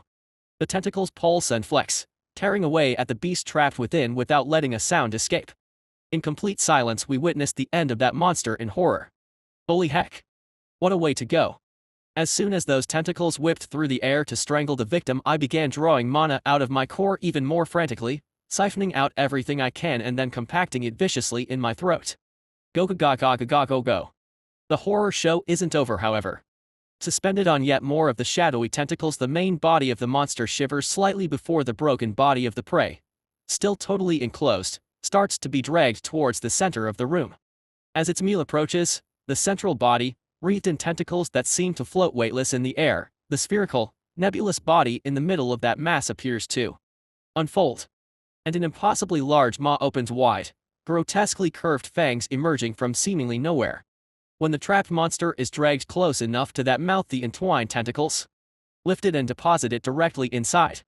The remains of that monster disappear in an instant. The only sign that it existed at all is the gnashing and crunching emerging from that nebulous main body in the center of the room. Scary. What the heck was that, Gandalf? By your flowing and munificent beard, tell me what the heck was that? The mouth. The teeth. This is getting messed up. Compress that mana, Anthony. With all the damn speed in your two brains. Horrified by this display of predation by the floating tentacle has got me seriously shook. Sadly for my lidless eyes, the activities of our new visitor don't end there. Having near silently slain and consumed its prey, the tentacles once again go hunting, slithering and seeking through the chamber for more creatures to hurl into that hungry maw. My heart clenches as those tentacles twist their way through the air towards the edges of the chamber, towards the escape tunnel. I'm not ready yet, damn it. I need more time. I hold my nerve as those ghastly appendages silently seek their next victim, but the other monsters aren't so constrained. One of the remaining beasts surrenders to either its fear or its bloodlust and howls a piercing battle cry before dashing towards the nearest limb aggressively. Sharp claws glisten in the light as they draw a cold arc through the air, slicing one of the tentacles into pieces. Foolish. Before the beast can even celebrate its short-lived triumph over the solitary limb, the others flash through the air with impossible speed. Barbed hooks once again reveal themselves before the tragic victim is encased by dozens of tentacles, silently rendered apart in a matter of seconds. Once again the prey is dragged towards the central mass and fed to that endless mouth. I use all the time I can to condense more and more mana. I don't want to release a weak blast. This monster seems to mean business. If I don't finish it in one shot, I may not live to make another attempt. Forceful mana has reached level 4. Nice. That might help the process go a little faster. Even as it feeds itself, there are still tentacles spread throughout the room, not actively seeking prey but twitching and shifting every now and again, seeking a stray foot or arm. Suddenly it strikes me what this creature reminds me of, a jellyfish. This is like some sort of nightmare jellyfish. Hunting through touch using many seeking appendages, those barbs might contain poison as well. I shall dub this frightening beast the Jellymo. It'll do. Having consumed another monster, the Jellymo once again begins seeking for new prey, the tentacles drifting and floating through the air as if it were water. There are very few monsters inside the chamber now, all of us scattered around the edges of the room, pressed against the walls. After checking out the area in which the first two monsters had been located, the Jellymo begins to widen its search. My heart chills as I realize just where those seeking limbs are headed. I guess we wouldn't be so lucky as to avoid danger 3 times in a row. Gradually those tentacles twist and turn their way through the air towards where the colony stands protecting the entrance to the escape tunnel. Oh man, if the tentacles touch the other workers before me, what would happen? This monster could latch onto dozens of ants at the same time if it wanted to. One tentacle alone might be enough to rip apart a hatchling. Only one thing to do. Oh boy. Slowly, I step forward, emerging from the wall of workers behind me until I stand completely exposed. Of course, I'm frantically compressing mana inside my throat the entire time. As the vicious tentacles pass by, I slowly stretch out one antenna and lightly tap it. I really wish I could close my eyes for this. Quick as flash, the remaining limbs streak through the air towards me. Before I can even blink, I've become completely surrounded, vicious hooked barbs grating and scraping against my diamond carapace. Come on, carapace. Hold out for me. Quickly checking my HP, I can see that it is only gradually being shaved away as I get compressed within the Jellymo's grasp. I can't believe how strong these tentacles are. I'm being compacted in here. In fact, I'm fairly sure several of my legs are broken. Hold on, Anthony. Just keep compacting that mana. I pretend to struggle against the restrictions, wiggling and trying to force my legs to move. As I do so, the tentacles continue to grip and grind against me, trying to rip into flesh and tear me apart. Damn, that hurts. After a few moments of struggling, I go limp, hoping the monster will think I'm dead. I think it worked. The grinding has stopped. I can feel myself being pulled towards the center of the room now. The monster is preparing to feed. This is my moment. Prepare to receive the dragon's breath. Chapter 113, The Vigil. Being thrown into the mouth of oblivion isn't exactly what I had planned for myself in my second life, but I guess things don't exactly turn out according to plan all the time. For instance, I was reborn as ant rather than a human, but hey, no use in complaining. As the tentacles part before me to reveal the cavernous, impossibly wide mouth of the Jellymo, a tingle of fear shivers through my carapace. The inside of this monster is simply black. I can't see a throat or anything. Long curved fangs emerge from pure darkness and outline a gaping void, empty of any trace of the creatures I'd seen consumed before. What the heck? I don't have much time to admire the scenery. Let him have it. Opening my mouth wide, I unleashed the tightly packed mana I had concealed in my throat. Like a tightly packed explosive given a tiny outlet, the pure force of energy roars out of my mouth in a focused beam of destruction. Idly, I wonder why my teeth don't get shattered by the blast as it cannons out of me, but I may just have to put that down to my perfect aim and control. The moment I unleash my strike, the world flickers before my eyes. The mass of tentacles that is the Jellymo vanishes from before me as my vision is filled with a flurry of hooked appendages and cascading dirt as the kinetic force of my blast slams into the far wall of the chamber, obliterating the other monster who happened to be skulking there. You have slain level 2 lesser imp. You have gained experience. Sorry, buddy. That wasn't on purpose. Finally, my feet hit the ground and I can tell I'm a sorry sight. 3 of my legs are busted from the pressure the tentacles applied as they constricted me. Thankfully not all on one side, so I can still walk somewhat well. Numerous punctures and scratches mar my carapace after the barbs tore into me as best they could. Checking my regeneration gland, I can't help but curse internally, still not topped off. I could activate it immediately, but instinct tells me the effect will be exponentially better if I can hold off until the gland is full. I'll have to cope with my injuries for now. May as well collect the biomass whilst I can. I need to get something out of this to help me recover. I begin to painfully drag myself across the chamber, snapped legs trailing in the dirt behind me and firing hot lances of pain directly into my mind. I don't think I'll ever get used to having so many broken legs, although I can't really recall what it was like to have only 2. I think I heard somewhere that the human mind is capable of adapting to a new environment in only 2 weeks. It's been significantly longer than that for me here, and already it feels as if some aspects of being a human are starting to feel strange in my memory. Like ants. I haven't had hands for a long time. I mean, do you really need them? Mandibles seem to work out just fine. I guess I don't have to open any doors, which helps. The Jellymo lies in a coiled heap at the edge of the chamber, looking for like a tangled rope than a horrific monster. I know it's still alive. I haven't heard the announcement from Gandalf yet. Not going to fall for that one again. Behold. The power of human learning. As I draw closer, I can see how the monster managed to survive my shout. At the very last second, the beast reacted by bringing every tentacle it could in front of its face to block as much energy as it could, angling the limbs to try and deflect the strike. It was barely enough. Most of those fearsome appendages have been destroyed or heavily damaged, They twitch and flop on the ground now as the beast attempts to protect itself. It isn't any good. As I draw closer, I can see that the core of the jelly mole wasn't able to escape my strike. Half the core is a molten mess, sagging and weeping what I assume is blood from its collapsed head. The mouth is nowhere to be seen. I step forward yet again, coming into contact with one of the injured limbs, and suddenly I sense danger. The several tentacles whip through the air towards me. The core unfolds itself once more to reveal that mouth, missing half of the teeth now but still fearsome. The tentacles lash at the ground, hauling the body of the monster into the air as it collapses down on the position where it sensed that touch. But I'm not there anymore. Idiot. Trying to outsmart the great Anthony.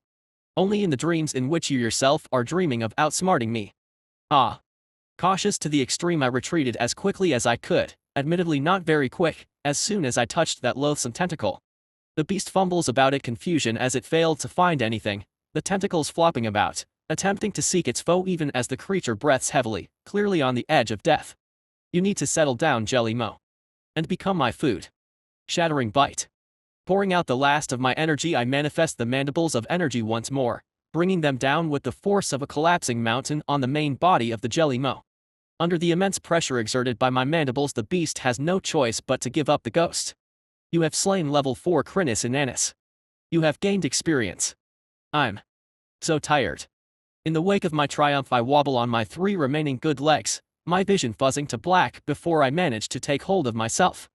The last shattering bite was pushing the limit right to the edge, but I had to be sure I finished it off. This monster was such a pain in the gaster to deal with. Exhausted, I pull myself towards the remains of the beast and immediately begin to feast. You have consumed a new source of biomass, Chrysalis Inanus, 1 biomass awarded. Basic profile of the Chrysalis Inanus unlocked. I'm too tired to read the damn profile, just let me eat. Even shifting my jaws is almost too much effort. I can't even be bothered checking if there are more monsters in the room, I just have to eat. As I'm eating, my sight begins to blur several times and the aches and pains in my body fade to dull aches before roaring back to the forefront of my consciousness. I focus all of my willpower on mechanically eating, just move the jaws and take in the food, repeat, and so on. When I'm halfway through consuming the creature and beginning to feel full, I slowly and painfully drag the biomass back towards the colony. My mind is on autopilot now, I'm barely thinking at all. Slowly I begin to realize that other ants have appeared around me, grabbing hold of the food and dragging it back to the escape tunnel. They are dragging me as well, pulling me towards safety, making sure to avoid dragging at my injured legs. When I sense the relative darkness of the escape tunnel embrace me, I pull myself free from the workers and move back to take my place at the entrance, 1 ant among many protecting the entrance to our safe passage. Tiny is still sleeping, healing his injuries and recovering his strength. I won't rest until he is ready to take my place. With a thought, I activate my regeneration and the healing fluid floods my system, stimulating my cells, snapping my bones back into place and repairing my joints. Hopefully it will be enough. Once again I prepare to take up my vigil. I will keep my family safe. Chapter 114 The Blurry Days Preceding the Panic. After several hours of weary defense, Tiny awakes, his wounds mostly healed and the fire in his eyes rekindled. So exhausted I can barely form the thoughts. I tell him to defend the entrance until I wake up and retreat further into the tunnel, where I collapse flat on my face. Torpor comes over me like a warm embrace. Like a thick blanket. Without closing my eyes, my thoughts grow slower until they shift and sink like molasses until they barely move at all. This is the rest of antkind. When I awake several hours later, I feel much refreshed. The heavy exhaustion that had smothered me before has mostly been lifted, and the rest, combined with my feeding, has closed over almost all of wounds, almost restoring my HP to full. I get another pleasant surprise when I awaken in the form of a dark-colored gem, the core of the Jelly Mo I defeated. The colony must have fished it out of the remaining biomass and left it here for me to deal with, as I was one who defeated it. How thoughtful. Truly the workers are the best of siblings. I'm tempted to absorb the core immediately, but in the end I hesitate and decide to deal with it later. Instead I bury it in the wall alongside the other cores I had brought to the escape tunnel. As quickly as I can I hustle back to the front lines. Tiny is cheerfully standing as part of the wall of defenders, workers crawling over him. The poor ape is covered in wounds once again, clearly demonstrating that the wave has not let up at all whilst I was sleeping. Indeed, the room before us is still filled with monsters battling furiously. Got enough energy for one more offensive? I ask my ape companion.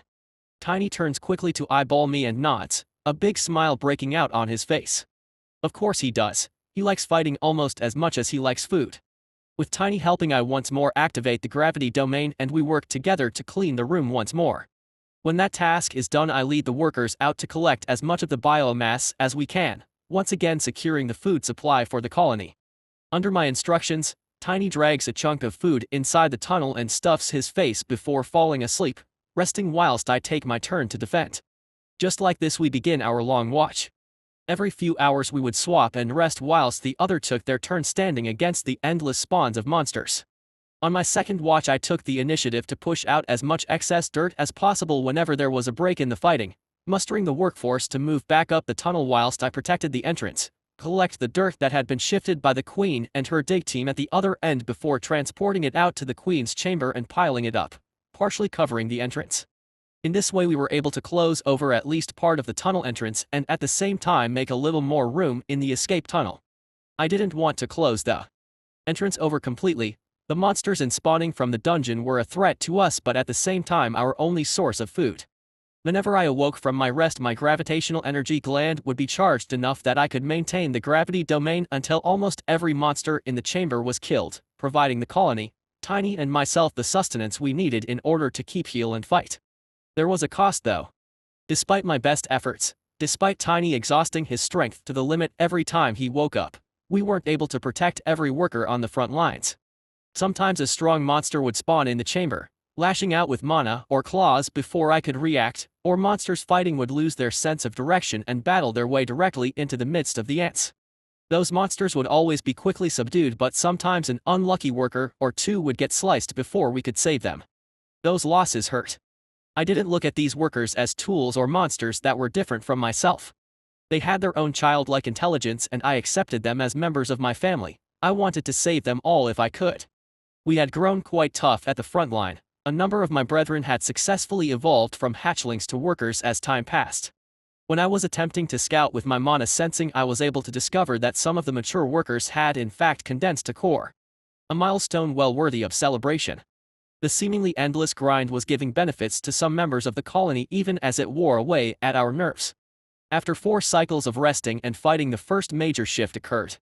Luckily it was me on duty when it happened. Towards the end of my watch, tired and battered from the constant fighting, I had almost not noticed the signs. I was so used to staring at the fighting directly in front of me, sensing for heat sources coming from the walls or from the tunnel above us, that I had almost forgotten about what had worried me the most at first. The tunnel below. Mostly blocked off in the first hours of digging the escape tunnel, the passage leading down into the dungeon had never been explored by me, too nervous about what I might run into down there. I had grown accustomed to not really worrying about what was happening down there so much that when the sound of fighting from beneath me changed suddenly, I didn't know what to make of it. At first it was just a faint scraping sound mixed in with all the rest of the noise. I'd hardly registered it at first. My mind, weary from the hours of vigilance and fighting, only made a mental note of it before focusing on more immediate threats. It only grew louder with time. Eventually the scraping was becoming more and more clear, a consistent backdrop to the more insistent sounds ringing out in front of me. Then the sounds echoing from the chambers below changed, the ringing sounds of combat replaced by harsh shrieking of crazed monsters and a rather ominous chewing. It takes a little while for my tired brain to click as to what exactly that means. The monster from below are rising up. The second shock strikes me at exactly the same time. From my peripheral vision a twinkling light strikes at just the wrong angle, catching my attention just as I'm worried about the noise from below. What I see makes my blood run cold. The veins of mana that are energy source of this dungeon are starting to grow into the escape tunnel. As I stare at these new veins, my worry only grows larger. Not only have the veins started growing, they are extending so quickly I can actually see them move. It's slow for sure, but actually visible. Not good. Chapter 115 Retreat from Danger. This stupid wave. Just how threatening does it have to get? I'm already a wrecked heap. A heap, I say. Now the veins are extending into the escape tunnel, which will surely cause monsters to spawn right under our feet. In addition, we have to deal with these unknown threats from below. It's enough to drive an ant crazy. Okay, think Anthony, what are you going to do? Stay and fight. Against what? We have no idea what sort of horror is going to ascend up that tunnel, eager to eviscerate our most sensitive zones. There is absolutely no way we stay here and battle it out against whatever is coming up. One of the first things I learned about in this dungeon is not to pick a fight you aren't sure you can win. Run. Run where? The tunnel isn't complete. All we can do is run up towards a dead end.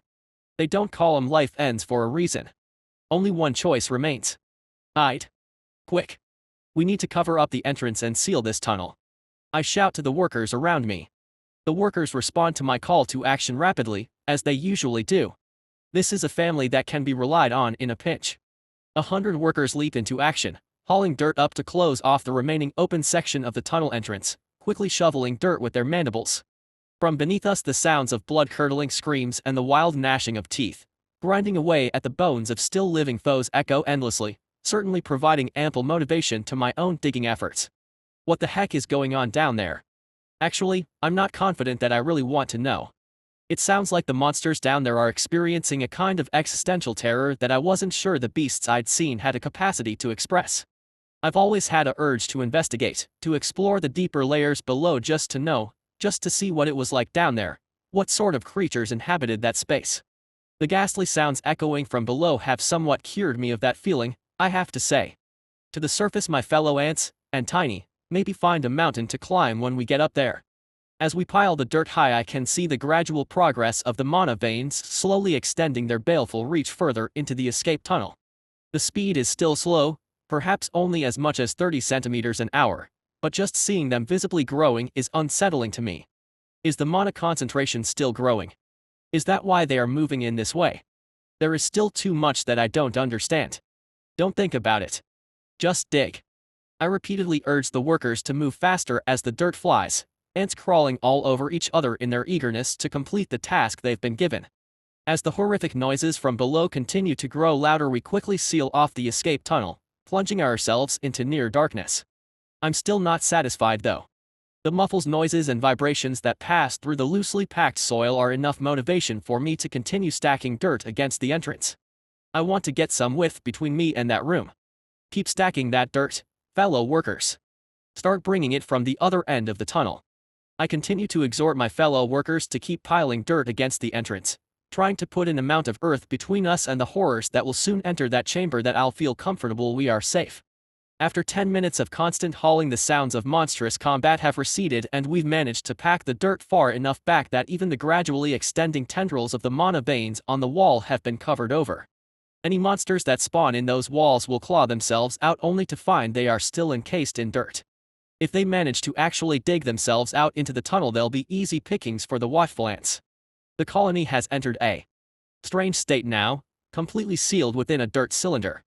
As the rest of the dungeon is plunged into blood and madness these ants and I exist in a separate, sealed container. The worries I have are air and food. I'm not exactly sure how much air monstrous ants require in this world. Monsters live up to 10,000 kilometers under the surface here after all. Food on the other hand. The colony has a voracious appetite. The need for sustenance is constant. Without being able to charge out and secure biomass every few hours we will eventually starve to death. Exactly how long will Tiny last without food? I'll leave him asleep for now. If I can put off letting him know then I will. After a period of time helping the digging, with the sounds rippling out from the Queen's chamber growing more and more muted until barely the slightest of vibrations can be felt I decide to head to the front of the tunnel to check on our progress. The Queen and her dedicated cohort of workers have been furiously ripping into the soil and rock the entire time Tiny and I have been occupied with the defense. A lot of progress has been made. According to my tunnel map, which has reached level 2, the tunnel still has a long way to go before we reach the surface. At the front lines the Queen is still diligently digging, her massive mandibles ripping huge chunks out of the solid ground in front of her as she cheerfully encourages the workers around her to put forth their efforts. The smaller workers at this end of the tunnel are still vibrating with enthusiasm, fawning over their mother and vigorously transporting the loose soil further back in the tunnel. Have they taken a break up here at all? The escape tunnel has now become like a moving pocket of air within the solid ground. The dirt removed from the front is transported to the back and compressed as best as possible. Quite an odd situation to say the least. Taking my place next to the Queen once more I begin to furiously attack the soil, sending a blizzard of loose earth flying to shower the ants behind me who gather it up enthusiastically before carrying it away. Despite no longer having to fight monsters, I feel like the pressure of the wave has increased rather than decreased. The expansion of the mana veins and the movement of monsters from below has rattled me. Firstly, the monsters from below. Why are they moving? It stands to reason that only reason they are rising up is because they have been displaced by even stronger monsters from beneath them. Is there a possibility this upwards migration would continue until those more powerful creatures rise to this level? Would even the surface be safe if that were to happen? Secondly, the speed at which the mana veins are moving. I can only think this is caused by the mana at this level growing in intensity. If that intensity continues to grow during the wave, then what exactly are conditions going to be like after a week? I estimate the wave has only been underway for a day and a bit at this point. There is still a long way to go. Casting aside my worries, I begin to activate my mana sensing skill periodically as we dig. The best chance of finding food is for us to pass by another tunnel and dig towards it, performing a raid on the monsters there in order to secure biomass for the colony. We have moved far past my previous dungeon exploration and my tunnel map is completely blank in this area of the dungeon. The escape tunnel appears as a clean line pushing into unknown territory when I view the map in my mind. The best chance of finding a tunnel is if I can detect the core of a powerful monster or perhaps sense the mana flooding through the mana veins, then we can dig towards it. I just hope it doesn't take too long. Chapter 116, Body of Iron. Heart of Flame. Donlin was exhausted. The young fire mage has been repeatedly wrung dry over the last 24 hours, expelling every ounce of mental effort until his mind felt as if were on fire and blood had started leaking out of eyes. Blood. Right out of his eyes. When he turned to the centurion in charge of his section to indicate the distress he was in, all he got was a cold snort of contempt and 5 minutes rest. He'd spent his 5 minutes with his head in a bucket of ice water in the med tent before climbing back up the wall to finish the last 30 minutes of his shift. This was the first time Donlin had been involved in defending a wave, so he wasn't sure if what he'd seen was normal or not, but what he had witnessed in the last day had shaken his impression of the dungeon forever.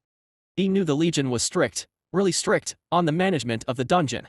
The mercenaries had a nickname for the Legion's rules in the dungeon. They called them the Stone Law, unbreakable and crushing like a mountain. Donlin had felt some sympathy for their view in the past. The dungeon was dangerous to be sure, but it wasn't that bad. Idiots got themselves killed exploring down here, sure, but idiots could kill themselves shaving. Was there really such a need to regulate them? The mage didn't feel that way now. When the light returned, the Legion had been in full force on the wall of their temporary fort, officers striding up and down like angry demons, checking equipment and snapping angry hand signals to any legionary found wanting in their preparations. When the monsters started bursting out of the soil, tearing out of walls and even dropping down from the roof, Donlin was sure he was seeing a vision of hell. Brutal combat erupted everywhere in an instant. The stench of blood and the shrieks of monster flooded his senses until he wanted to puke. Several trainees had thrown up right over the edge of the wall. The centurions turned a blind eye to reaction of their younger soldiers. Some of them had been in the exact same position once. The endless waves of monsters crashed into each other like a roaring sea before converging on the fort in fury. None of the legionaries could explain it, but once the monsters drew close enough to the fort, they seemed attracted to it irresistibly, suicidally charging in an attempt to scale the walls or burst their way through. It hadn't taken long for the fort to be surrounded by so many monsters it looked like an island under assault by the endless tides. The only reason the monsters didn't spawn directly under their feet was due to the deployment of an ancient Legion artifact that suppressed monster spawning in an area in the center of the camp. This was another of the Legion's secrets Donlin had been exposed to over the course of this expedition. He wasn't sure how much more they could possibly hide up their sleeves. It was shocking to him that he could be a trainee alongside these people for 5 years and not a whisper of any secrets had ever reached his ears. Nothing. "How are you holding up, Don?" An exhausted voice reached him. Donlin looked up to see Mirren, face covered in dust and dried ice, approaching his position in the rest area before she slumped down against a tent post, seemingly devoid of energy. Mirren had been working just as hard as he had, pushing her archery skills to the extreme in order to damage long-range monsters as well as plugging any gaps when the beasts managed to climb the walls and threaten the mages. In the background, the roar of monsters and regular explosions rocked the fort as mages continued to bombard the beasts with every ounce of magic they could grasp. Donlin had never felt mana so thick in his life. Every mage felt as if their spells were supercharged in these conditions, their fire hotter, storms larger and ice colder than ever before. The same was also true for the monsters, of course. Hence all the noise. The constant din was starting to get into a few trainees' heads. Donlin had seen another archer, nice guy. They called him Fingers due to his extremely dexterous digits he deployed in his archery. After about 14 hours of the wave, he collapsed in a quivering mess, screaming for the noise to stop, right in the middle of the rest area. 2 medics and knocked him straight out with a rune, tumbled him into a bed where he'd been ever since. It was almost enough to cause Donlin to wonder if he should start shrieking himself, maybe then he'd get some sleep. I've never been better, Mir, Donlin drawled. I'm practically on vacation. Mirren chuckled, her eyes shut and head leaning back against the post. I heard about the eye thing. Really, only 5 minutes? Really, Donlin affirmed. His friend could only shake her head in disbelief, too spent for any more expression than that. After a pause, she spoke again. I may have some good news for you, though. Oh. Apparently the trainees are going to be given a 24-hour break before our next shift on the wall. Donlin was so shocked he sat up too quickly, causing a cramp in his leg. Ouch. He wailed. It took a few minutes to straighten out his leg and stretch it until the pain faded, during which Mirren continuously chuckled painfully. How are they giving us a rest? Don't they need us up there? I don't see any sign of the fighting dying down. Donlin muttered doubtingly. Mirren snorted, if anything it's getting worse. You know that as well as I do. I have no idea what the brass are planning, but I was passed this news by the Tribune 10 minutes ago. I swear it. The young fire mage could only shake his head. How are they going to hold the defenses if so many soldiers took a break? In the center of the camp, the senior officers had gathered together, hundreds of years of collective dungeon experience amassed in one place. Despite the horrific din that battered the eardrums of everyone inside the camp, the officers were unruffled, stroking their beads or thumbing their chins as they exchanged grumbling words about the state of the young soldiers these days. There is a stirring amongst them and they turn towards their left as a unit, conversation falling away. Moments later, Titus emerged from with his command tent, dark plates of armor strapped to his aging yet still bulky frame. As he approached his old friends and comrades, Titus smiled freely, clapping them on their shoulder, sharing a laugh and a warm nod with each of them. Despite the howling battle occurring not 100 meters away, the commander appeared more relaxed than he had in some time. Quite a few of his officers noticed the change. Almost feels like home now, doesn't it, Commander? grinned a grizzled centurion. Titus looked at the dazzlingly shining forest and drew the air deep into his lungs, drawing the rich mana into his system. Almost Magnus, about another 10% and it'll be just about there. The others similarly breathed deeply before nodding in agreement. Not just the commander but the rest of these veterans were similarly looking more refreshed and moving more easily than they had in years. Magnus glanced back at the tent Titus had emerged from before he spoke. Any luck waking her up, Commander? I'd love to see her in action again after all this time. Titus just shook his head.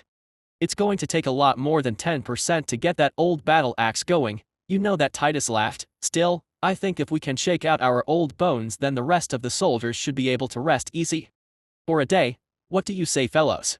The men and women who made up the officers of the Legion Lyria branch surface headquarters laughed and hefted their weapons, before moving towards the walls. Only Titus and Aurelia remained behind. How much longer until they start to show up, Commander? Will the trainees be ready? The Tribune asked, worry in her tone. Titus only smiled. Those old dogs will have started rising up a few hours ago. The pressure in the second strata will be hitting its peak pretty soon. It won't be long until those monsters start to push up here. We'll give as many soldiers a rest as we can for now and then we'll really test their mettle. The Tribune nodded. Body of Iron. Heart of Flame. Chapter 117 Raid. I'm so damn hungry. As a human, I never would have expected that digging would be so tiring. Although, unlike when I was a human, I've been able to move a hell of a lot more dirt. With my excavation skill targeting my instincts and my mandibles acting as a movable super shovel, I can really smash out some tunnel space. All the work is really putting a strain on my empty stomach. When Tiny awoke, I had him collect my monster cores and then put him to work compacting the dirt at the rear of the tunnel. Despite having eaten relatively recently, my ape buddy is also starving. I can only imagine how the queen is feeling. She appears to be fine, cheerfully chomping away at the earth and encouraging the workforce with her seemingly endless positivity. My mind isn't completely focused on the digging, I have to admit. As often as I can, I activate the mana sensing skill, desperately searching for some sign of a source of food. On the positive side, my constant scanning and digging has raised my skills, mana sensing by 2 levels and excavation by 1. On the negative, I'm yet to find anything. In my tunnel map, the escape tunnel continues to spear upwards and outwards into empty space. I am somewhat worried about where exactly we will surface. The best I can say is that it will be several kilometers away from the guarded entrance I ran into at the very least. As I grow more and more depressed with the failure to locate anything, I finally get a response. At last. A bite on the line. As the skill level has risen, the range I can detect mana successfully has likewise increased, which is lucky since I doubt I would have been able to reach this response otherwise. Very faintly on the edge of my awareness, I can barely sense the ripples of mana. Strong or weak, I can't tell at this stage. The only way to get a more accurate reading would be to get closer. It's been a number of hours since the last time the colony had access to any sort of food, not to mention, if I pass up this reading, there is no guarantee another one will come in range of my mana sensing before we reach the surface. The entire colony could starve to death by then. I won't risk it. The tunnel needs to be diverted. I turn to the Queen. I've found a source of food. I say, we have to divert the tunnel slightly in order to reach it. The Queen pauses in her digging to turn her face towards me. I take it as a sign of politeness since, as an ant, she doesn't need to turn her face to see me, compound eyes, nor to speak to me, pheromone communication. Do you know what you have found, child? She asks. I can only be honest here. I have absolutely no clue, but we may all starve to death in a few days if we aren't able to secure some food soon. If we pass up this chance, we might not get another. The Queen ponders this for a moment before waggling her antennae in agreement. You speak sensibly, child. Tell me where to dig. After a little prodding with my antennae and trying to feel out the ground with my excavation skill, I adjust the angle of the tunnel and start to curve the tunnel towards the mana source I detected. If we regularly the direction of the tunnel as we approach, we should be able to arrive above the source, and then I can dig a small distance down towards it, allowing myself and Tiny to infiltrate without having to risk the workers unnecessarily. The reading I was only just able to sense is roughly 200 meters away. Tunneling through 200 meters of solid earth and rock is not a casual endeavor by any means, even for a colony on monstrous earth-moving machines like us. All in all, it takes us around 5 hours of digging to advance the tunnel towards the mana source. I continue to sink my consciousness down into my core and reach out with my senses to detect the ripples echoing outwards. As we drew closer, the form of the mana I had detected becomes more clear, and it isn't long before I know just what it is that we have found: a tunnel, and a fairly narrow one at that. Joy blooms within my anthorax when I confirm the shape of the source. This is perfect. A tunnel, covered in mana veins, is sure to be packed with monsters, aka lunch, and due to the narrow width of this tunnel, the size of said monsters should be fairly manageable. After repeatedly sweeping the tunnel, I can detect only a few small cores moving about before they shift out of my range. The best possible result. We may be able to harvest a few cores whilst we are at it. When the tunnel has been dug to the correct position, I tell the Queen the correct angle to get the tunnel back on track and start digging a short passage of my own in order to push my way down towards my meal, I mean the tunnel. Tiny. Come up here and get ready to eat. I swear it takes less than 10 seconds for Tiny to get from one end of the tunnel to other, drool running down his bat face as he gently pushes his way through the workers towards where I'm digging. I shouldn't have called him over. This ape is way too excited. The burning hunger in his eyes feels hot enough to burn all life in this tunnel to ashes. I've invited to fight and eat. I should have known this was going to happen. It takes me 10 minutes to dig my way down to the prey cave, and the entire time Tiny is hopping from one foot to another and ripping away at the side of my tunnel in order to widen it out enough for him to fit more comfortably. Suddenly the soil gives way from in front of me and the thick scent of monster assaults my senses. Tiny. Time to eat, buddy. Chapter 118: The Furious Tiny, The Delectable Feast. Before I've even finished speaking, Tiny releases a ravenous howl and dives directly into the vertical tunnel, right on top of me. My plan had been to drop into the roof of this tunnel and scope it out a bit before taking any action. Instead, I get pushed down the tunnel by a sheer weight of ape mass that propels us out of the tunnel and sends us smashing into the ground directly between two battling monsters. Thump. Get off me, Tiny, you stupid ape. Wait a sec. Get off me, Tiny, you ape. He isn't listening. Eyes alive with hunger for food and battle, Tiny leaps up, planting one foot squarely in my back, before diving headfirst into the nearest monster with his fists swinging and electricity zapping in every direction. He flattened me. I've even taken damage, damn it. Turns out having a giant ape land on your back is less than pleasant. Groaning internally, I pick myself up and try to switch my mentality back to battle mode after the rather rude shock I experience. Once I get my feet under me, I try to grasp hold of the situation as quickly as I can. What are we up against? The tunnel itself is quite narrow and absolutely blazing with light, the mana veins snaking through every surface of the walls. Monsters are battling each other up and down the space, even as new monsters are pushing their way out of the walls where they have been spawned. Havoc. Chaos. Except they are all low-level monsters. Looking around, all I can see are the sorts of enemies I'd seen when I first entered the dungeon. Slugs, centipedes, wolves, the occasional croca beast and thorn lizards. All of the weakest foes. I was able to fight against this stuff before I'd even formed a core. I have evolved twice since then. I am so much stronger than I was before. These monsters are simply no match for me anymore. In fact, most of them look very different now, seeing as I've grown significantly taller and longer than I had before. The dragon wolf hounds can't even look down on me anymore. Ah. Prepare to feel my wrath. Muahaha. Filled with glee, I charge towards the nearest coral slug, open my mandibles wide and snap them closed. Shattering bite. Without any resistance, the ethereal jaws of light snap cleanly through the slug. Your goop can't save you now. You have slain a level 3 coral slug. You have gained experience. Who's next? What follows in an extremely cathartic battle? With my much higher stats, body advancements and improved skills, these weaker, unevolved and base-level monsters are simply no match. Practically everything is destroyed with one bite. I remember when I was afraid of you. Take this. You have slain. You want to spit your horrible acid on me now. I can barely feel it. Muahaha. You have slain. Oh, you want to slap me around with your tail. How about I bite it off? You have slain. All the frustration that I amassed in those early days in the upper tunnels of the dungeon is poured out on these monsters without remorse. Yes, you horrible little beasts. Become my stress relief. As much as I enjoyed the ensuing battle, Tiny doesn't. The monsters are too weak to satisfy his lust for combat. Every single one of them crumbles after one impact of his colossal fist.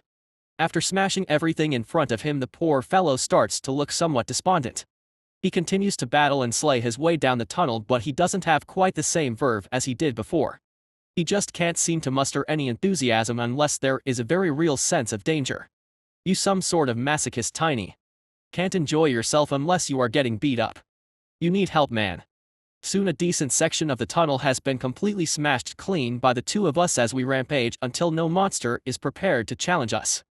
Standing amidst the remains of our victims, I am aglow with satisfaction, having successfully released some of my inner demons and stress, whilst Tiny can only look disappointed. Cheer up, Tiny. Time to eat. I tell him. No sooner are the words out of my mouth than a wide grin plays over that bat face and he immediately starts grabbing hold of biomass and shoving it into his face. I'm just as hungry as he is at this point, so I join in with gusto, ripping into my food with all the strength my ant mouth can muster. Biomass still tastes disgusting, don't think otherwise, but you can get used to anything after a while, even cramming your face with raw monster body parts. It's disappointing in a way that the monsters here were such a low level. Despite killing 20 or so creatures, I wasn't able to level up at all, and I highly doubt I'll be able to gain much biomass, even if I were to consume all of these creatures. I do manage to come across 3 small monster cores though. I put these aside to add to my collection for experimentation. It will be some time before I can evolve, so there is no need to rush and soak up every core I find. I'd rather use them to advance my skills first. I still feel that the core engineering skill has a lot of potential. Nonetheless, Tiny and I continue to eat until our stomachs are fit to bursting. Only then do we somewhat sheepishly realize that we were supposed to be securing food for the entire colony, not just ourselves. Got a little distracted there. It isn't a big deal though. If there is one thing that isn't in short supply during the wave, it is spawning monsters. Even whilst we were eating, there were monsters spawning out of the walls that we had to destroy between mouthfuls. I drag myself down the corridor in order to hunt down some more prey and busy myself dragging it back towards the connection to the escape tunnel. After 10 minutes I've amassed a small pile of biomass and Tiny has done likewise after hunting in the other direction. I head back up the short connecting tunnel in order to summon some workers to come and collect the food.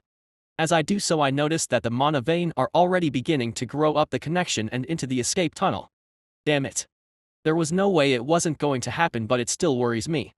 Hopefully we will be able to continue digging and outpace the growth of these mana veins. I really don't want to have monsters jumping out of the walls as we dig. The monsters would be quickly killed to be sure, but there is a small chance that a worker would be caught unaware or that a monster would appear directly underneath the larvae before anyone could stop it. Dozens of ants have already lost their lives in this wave and we've been very lucky. I need some help to collect some food down here, I announced to the workers after poking my head out of the small connecting tunnel.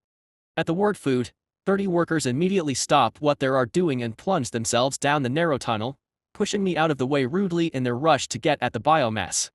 I end up losing my grip and falling once again, this time landing squishily in a pile of monster parts. My dignity. As the ants crawl over me and start to carve up the biomass, I take a moment to rest. After fighting and then digging and then fighting some more, I really feel like asleep. Chapter 119, Breaching the Surface. After breaking into the smaller tunnel to feast, it has been 2 full days.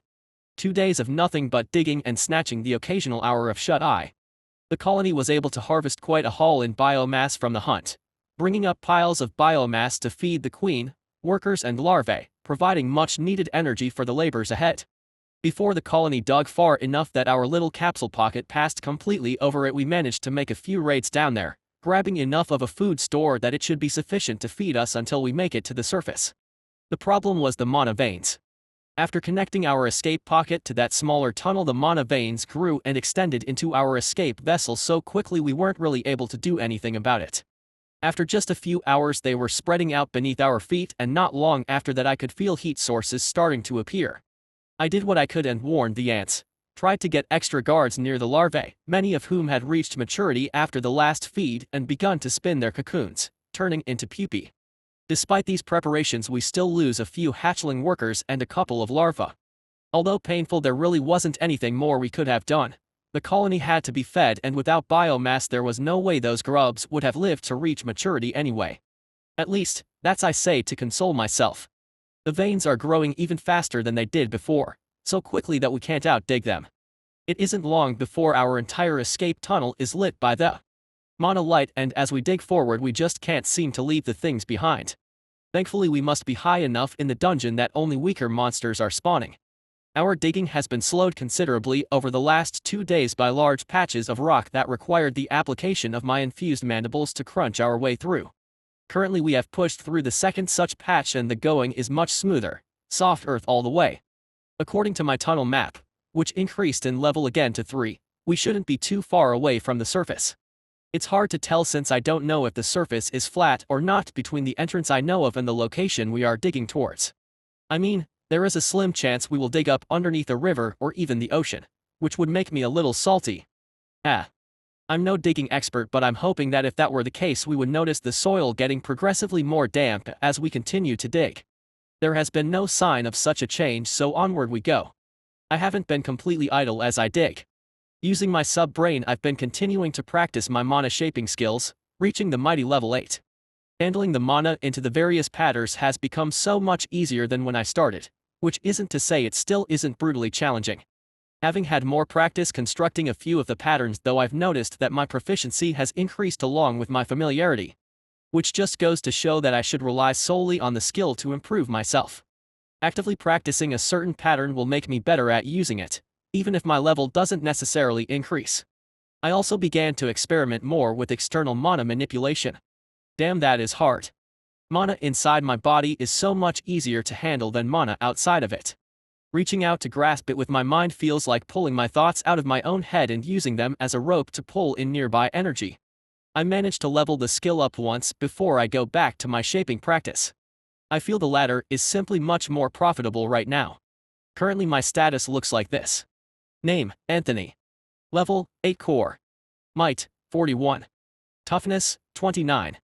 Cunning, 32. Will, 22. HP, 50/50. MP, 45/58. Skills, Excavation level 8, Improved Acid Shot level 5, Advanced Grip level 1, Shattering Bite level 2, Advanced Stealth level 5, Piercing Chomp level 5, Tunnel Map level 3, Mana Shaping level 8, Forceful Mana level 4, External Mana Manipulation level 2, Mana Sensing level 4, Core Engineer level 2, Advanced Exoskeleton Defense Level 3, Pet Communication Level 2. Mutations, Focused Eyes +5, Infrared Antennae +5, Restrictive Acid +5, Absorption Legs +5, Infused Mandibles +5, Diamond Carapace +5, Limb Regeneration Gland +5, Pheromone Language Gland +5, Deep Gravity Magic Gland +5. Species, Mind Ant, Formica. Skill points, 4. Biomass, 13. A few small improvements to my skills after all of the digging and fighting that has taken place. The gradual improvement of my mana skills is what has left me most pleased. Yapping at Tiny whenever I get bored has also helped improve my pet communication skill, which was an unexpected plus. I can hear him more clearly for a bit further away now. Ultimately though, I'm really hoping we hit the surface soon. I need a chance to take stock and plan the next course of action for myself and for the colony. I can't make any plans at all until I know what will greet us when we get up there. Hopefully we wind up in a nice empty forest of something, no civilization for hours in any direction. Then we could hide and ride out the wave. I'll keep my 6 sets of claws crossed. According to the tunnel map we should be relatively close to the surface now, a little bit further and we could realistically expect to reach it any time. With such an important milestone approaching I decide to share it with the Queen, digging inexhaustibly beside me as always. I think we should reach the surface soon. It'll be nice to stop digging for a change. Without pausing in her work she agrees with me. Yes, the family needs to rest. I hope no more children are lost as we dig. Even now she is still primarily worried about her children. I wonder if this is a learned personality of if the dungeon creates every queen ant this way. Hopefully we won't be attacked anymore once we reach the surface and can take a breather I suggest. Do you know what the surface is? I ask curiously. No, she replies. So how do you know that it will be good for us to go there? One of my children told me so. I can almost hear laughter in her voice, as if suggesting that her children could be wrong or incorrect in any way, or would mislead her, is simply not a situation that exists in her mind. And maybe it doesn't. What sort of ant would lie? As I'm pondering that situation my mandibles scrape onto something. Damn it. More stone. I'm sick of carving through this stuff, my face hurts like fire already. Grumbling to myself slightly I start to channel mana into my infused mandibles in order to tear through the stone a bit easier. The Queen backs up slightly to give me more space at the front. When it comes to tearing through the rock my mandibles outperform even hers a little bit, and to be honest I think she secretly enjoys a break. She is the only member of the colony to not have a moment of torpor since the wave broke. Crunch crunch crunch. Working mechanically I open my mandibles before slamming them closed and ripping into the stone, cutting away at it easily, causing shorn-off pieces to crumble away, raining down on my face and bouncing off my carapace. It feels like these stones are giving way slightly. Perhaps they are a bit loose. They also seem quite regular for underground rocks. Oh well. Crunch crunch crunch clatter. After digging for a few more minutes the stones suddenly give way and fall around me, revealing an open space beyond. Is this? Did we make it? Excited I push my head forward, forcing it through the gap and pushing away the stones in order to get a better view. Where are we? What grates my eyes is a touch surprising. My compound vision ensuring I get a complete picture at once. We are inside what looks like a stone building with a high-vaulted ceiling. On either side of me long wooden chairs are arranged in rows, all facing the same direction. A crowd of people has recoiled on either side, pressing each other against the walls and looking at my ant face in horror. All of this is shocking enough. Just that would have been terrible. But that isn't what seizes my attention. Before me, at the front of the building, where all of the chairs are facing is a pulpit with a robed figure pointing at me with powerful emotion twisting his face, and behind that man is a statue. That statue is that Sir Ian McKellen. Gandalf. Chapter 120 Cultural Exchange. There are so many things wrong with this situation.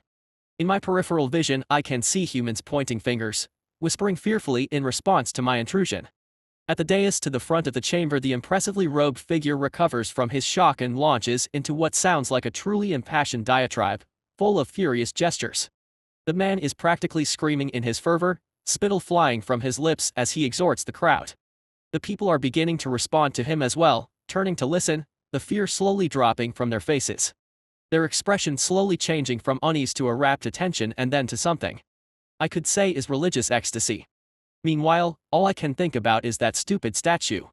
How the heck did they get those features so perfect? It isn't even Ian McKellen dressed up as Gandalf, as he did for the Lord of the Rings movies. It's just Sir Ian, albeit with something of a beard. The statue depicts him standing, wizened eyes and lined face depicting both wisdom that comes with age and the warmth of a kind soul. His arms are outstretched, one reaching forward in invitation and the other held wide, as if gesturing to the wider world. He is wearing robes, which clearly fits with the character, and upon the ropes there are hundreds of lines of text, carved so small and intricate that I can only imagine the effort that went into producing such a statue. That is so weird.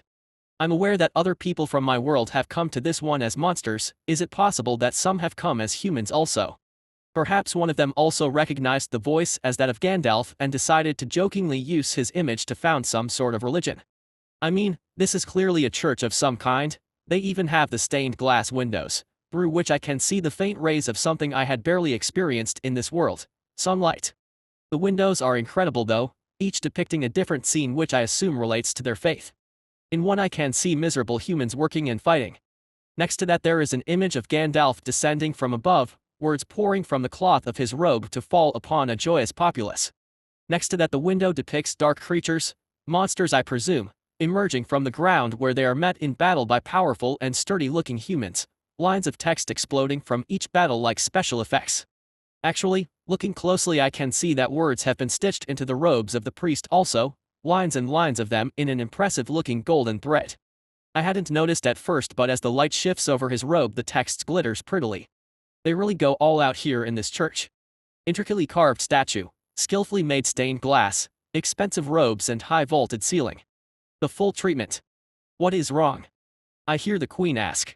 I must have been still for longer than I thought, causing the queen to become concerned. We've reached the surface, which is good news. We are surrounded by humans though, which I'm not sure is ideal. I respond. The queen thinks for a moment. What is a human? She asks. A living creature. That isn't a monster. I hazard. And the queen ponders. Can we eat them? She eventually asks. Now that is a question. Regardless of whether or not I feel comfortable eating people, something which I am really not sure I want to make a call on in this moment, would they even give biomass, seeing as they aren't monsters? Do they give experience for killing them? I wonder how much. No. Those are living breathing people, Anthony. There are women and children in this crowd. Don't think about them as juicy sacks of experience. Even if they think about you that way. Wait. Don't pursue that thought. Shaking my head I try to focus on the humans whilst I formulate a reply to the patient queen. I'm not sure if we can eat them or not. Wait down there with the family for a moment, I want to make sure we are safe. Hesitant to make any large movements I begin to slowly push myself further out of the hole I've dug into the floor. It just so happens my movement seems to correspond with the crescendo of the priest's impassioned speech. The middle-aged looking gentleman has gone completely red in the face and he seems to be struggling for breath as he continues to raise his volume somewhat beyond what I imaged was normal human capacity. His face is completely twisted with rapture as he raises his hands high to the heavens, apparently exhorting them for something. My antennae twitch nervously as I continue to slowly creep out of the hole, bringing my legs out one by one. My movement doesn't go completely without notice unfortunately and the priest once again fixes his burning gaze upon me. The crowd has become completely captured by his blazing rhetoric by this point. I really wish I could understand the words coming out of his mouth. These people seem to be gripped by a potent religious ecstasy, as if the arrival of a monstrous ant from beneath the floor were the second coming of someone really important. I'm not sure I'm ready for that sort of pressure. As the priest once again begins to gesture at me the crowd focus their now uncomfortably hungry eyes upon me once again, all traces of fear gone. As I slowly pull myself out an older lady nearby begins to tear up and falls to her knees, hands clasped together in praise. Are you misunderstanding something? Out of nervous habit I start to clean my antennae, running my forelegs over them, much like a person would wipe sweat from their brow. I'm really not sure how to take this. My discomfort goes unnoticed by the congregation. The old lady seems to have started a trend as several more people are overcome with emotion and sink to their knees. That seems to settle the matter as within seconds the entire audience has fallen to the floor with an audible thunk. Fully immersed now, I stand in the center of the church, rows of pews on either side as all along the walls people are kneeling hands clasped in prayer facing towards me. I mean. I don't think this is what you guys think it is. I really need to learn mental magic. I didn't think I'd need it this soon. The priest has completed his sermon at this point. A peace seems to have fallen upon him, the tension gone from his body. He almost seems to radiate an acceptance of heaven's will as he too clasps his hands together. He doesn't kneel though. Slowly and with great dignity he turns towards the altar that stands before the statue. From behind the altar he gathers what appears to be some kind of ceremonial mace which he holds before himself, hands clasped around the haft. Why a mace though? Is it an incense stick or something? It does seem to be quite delicately made, too ornate to be a practical weapon. Curiously I flick on my mana sense but I get no response from the item. Doesn't seem to be enchanted or anything. Is he going to knight me with it? Tap me on the shoulder as a blessing or something? I'm starting to get more and more worried. I don't want to offend these people or start a fight or something. Even if these people aren't able to defeat us monstrous ants, they might be able to go and bring people who can. Those soldiers I saw in the tunnels were no joke. I'm not sure I could match up to them even now. Just play it cool, Anthony. Don't do anything stupid. The priest continues to hold his apparently ceremonial mace before him reverentially as he slowly begins to walk down the center of the church towards me. With every step someone from the crowd is overcome with the power of the moment and raises their hands to call out powerfully before sinking back into respectful prayer. These outbursts become more frequent the closer the priest becomes until he stands before whilst the shouts of the congregation rain down upon him. Hello. I've grown large enough now that I am basically looking this person in the midriff, which is a great change from when I was born. The hatchlings would only be looking him in the knee. It really is a ridiculous size for an ant, considering how much longer we are than tall. I would certainly be longer than this guy if he were to lie down. I wonder how much I weigh these days. Unknowing of my internal jitters, the priest brings his mace before him, face filled with rapture. Slowly raises an offering to the heavens as the crowd becomes even more frenzied. Then he brings it crashing down on my head. Then I bite his arm off.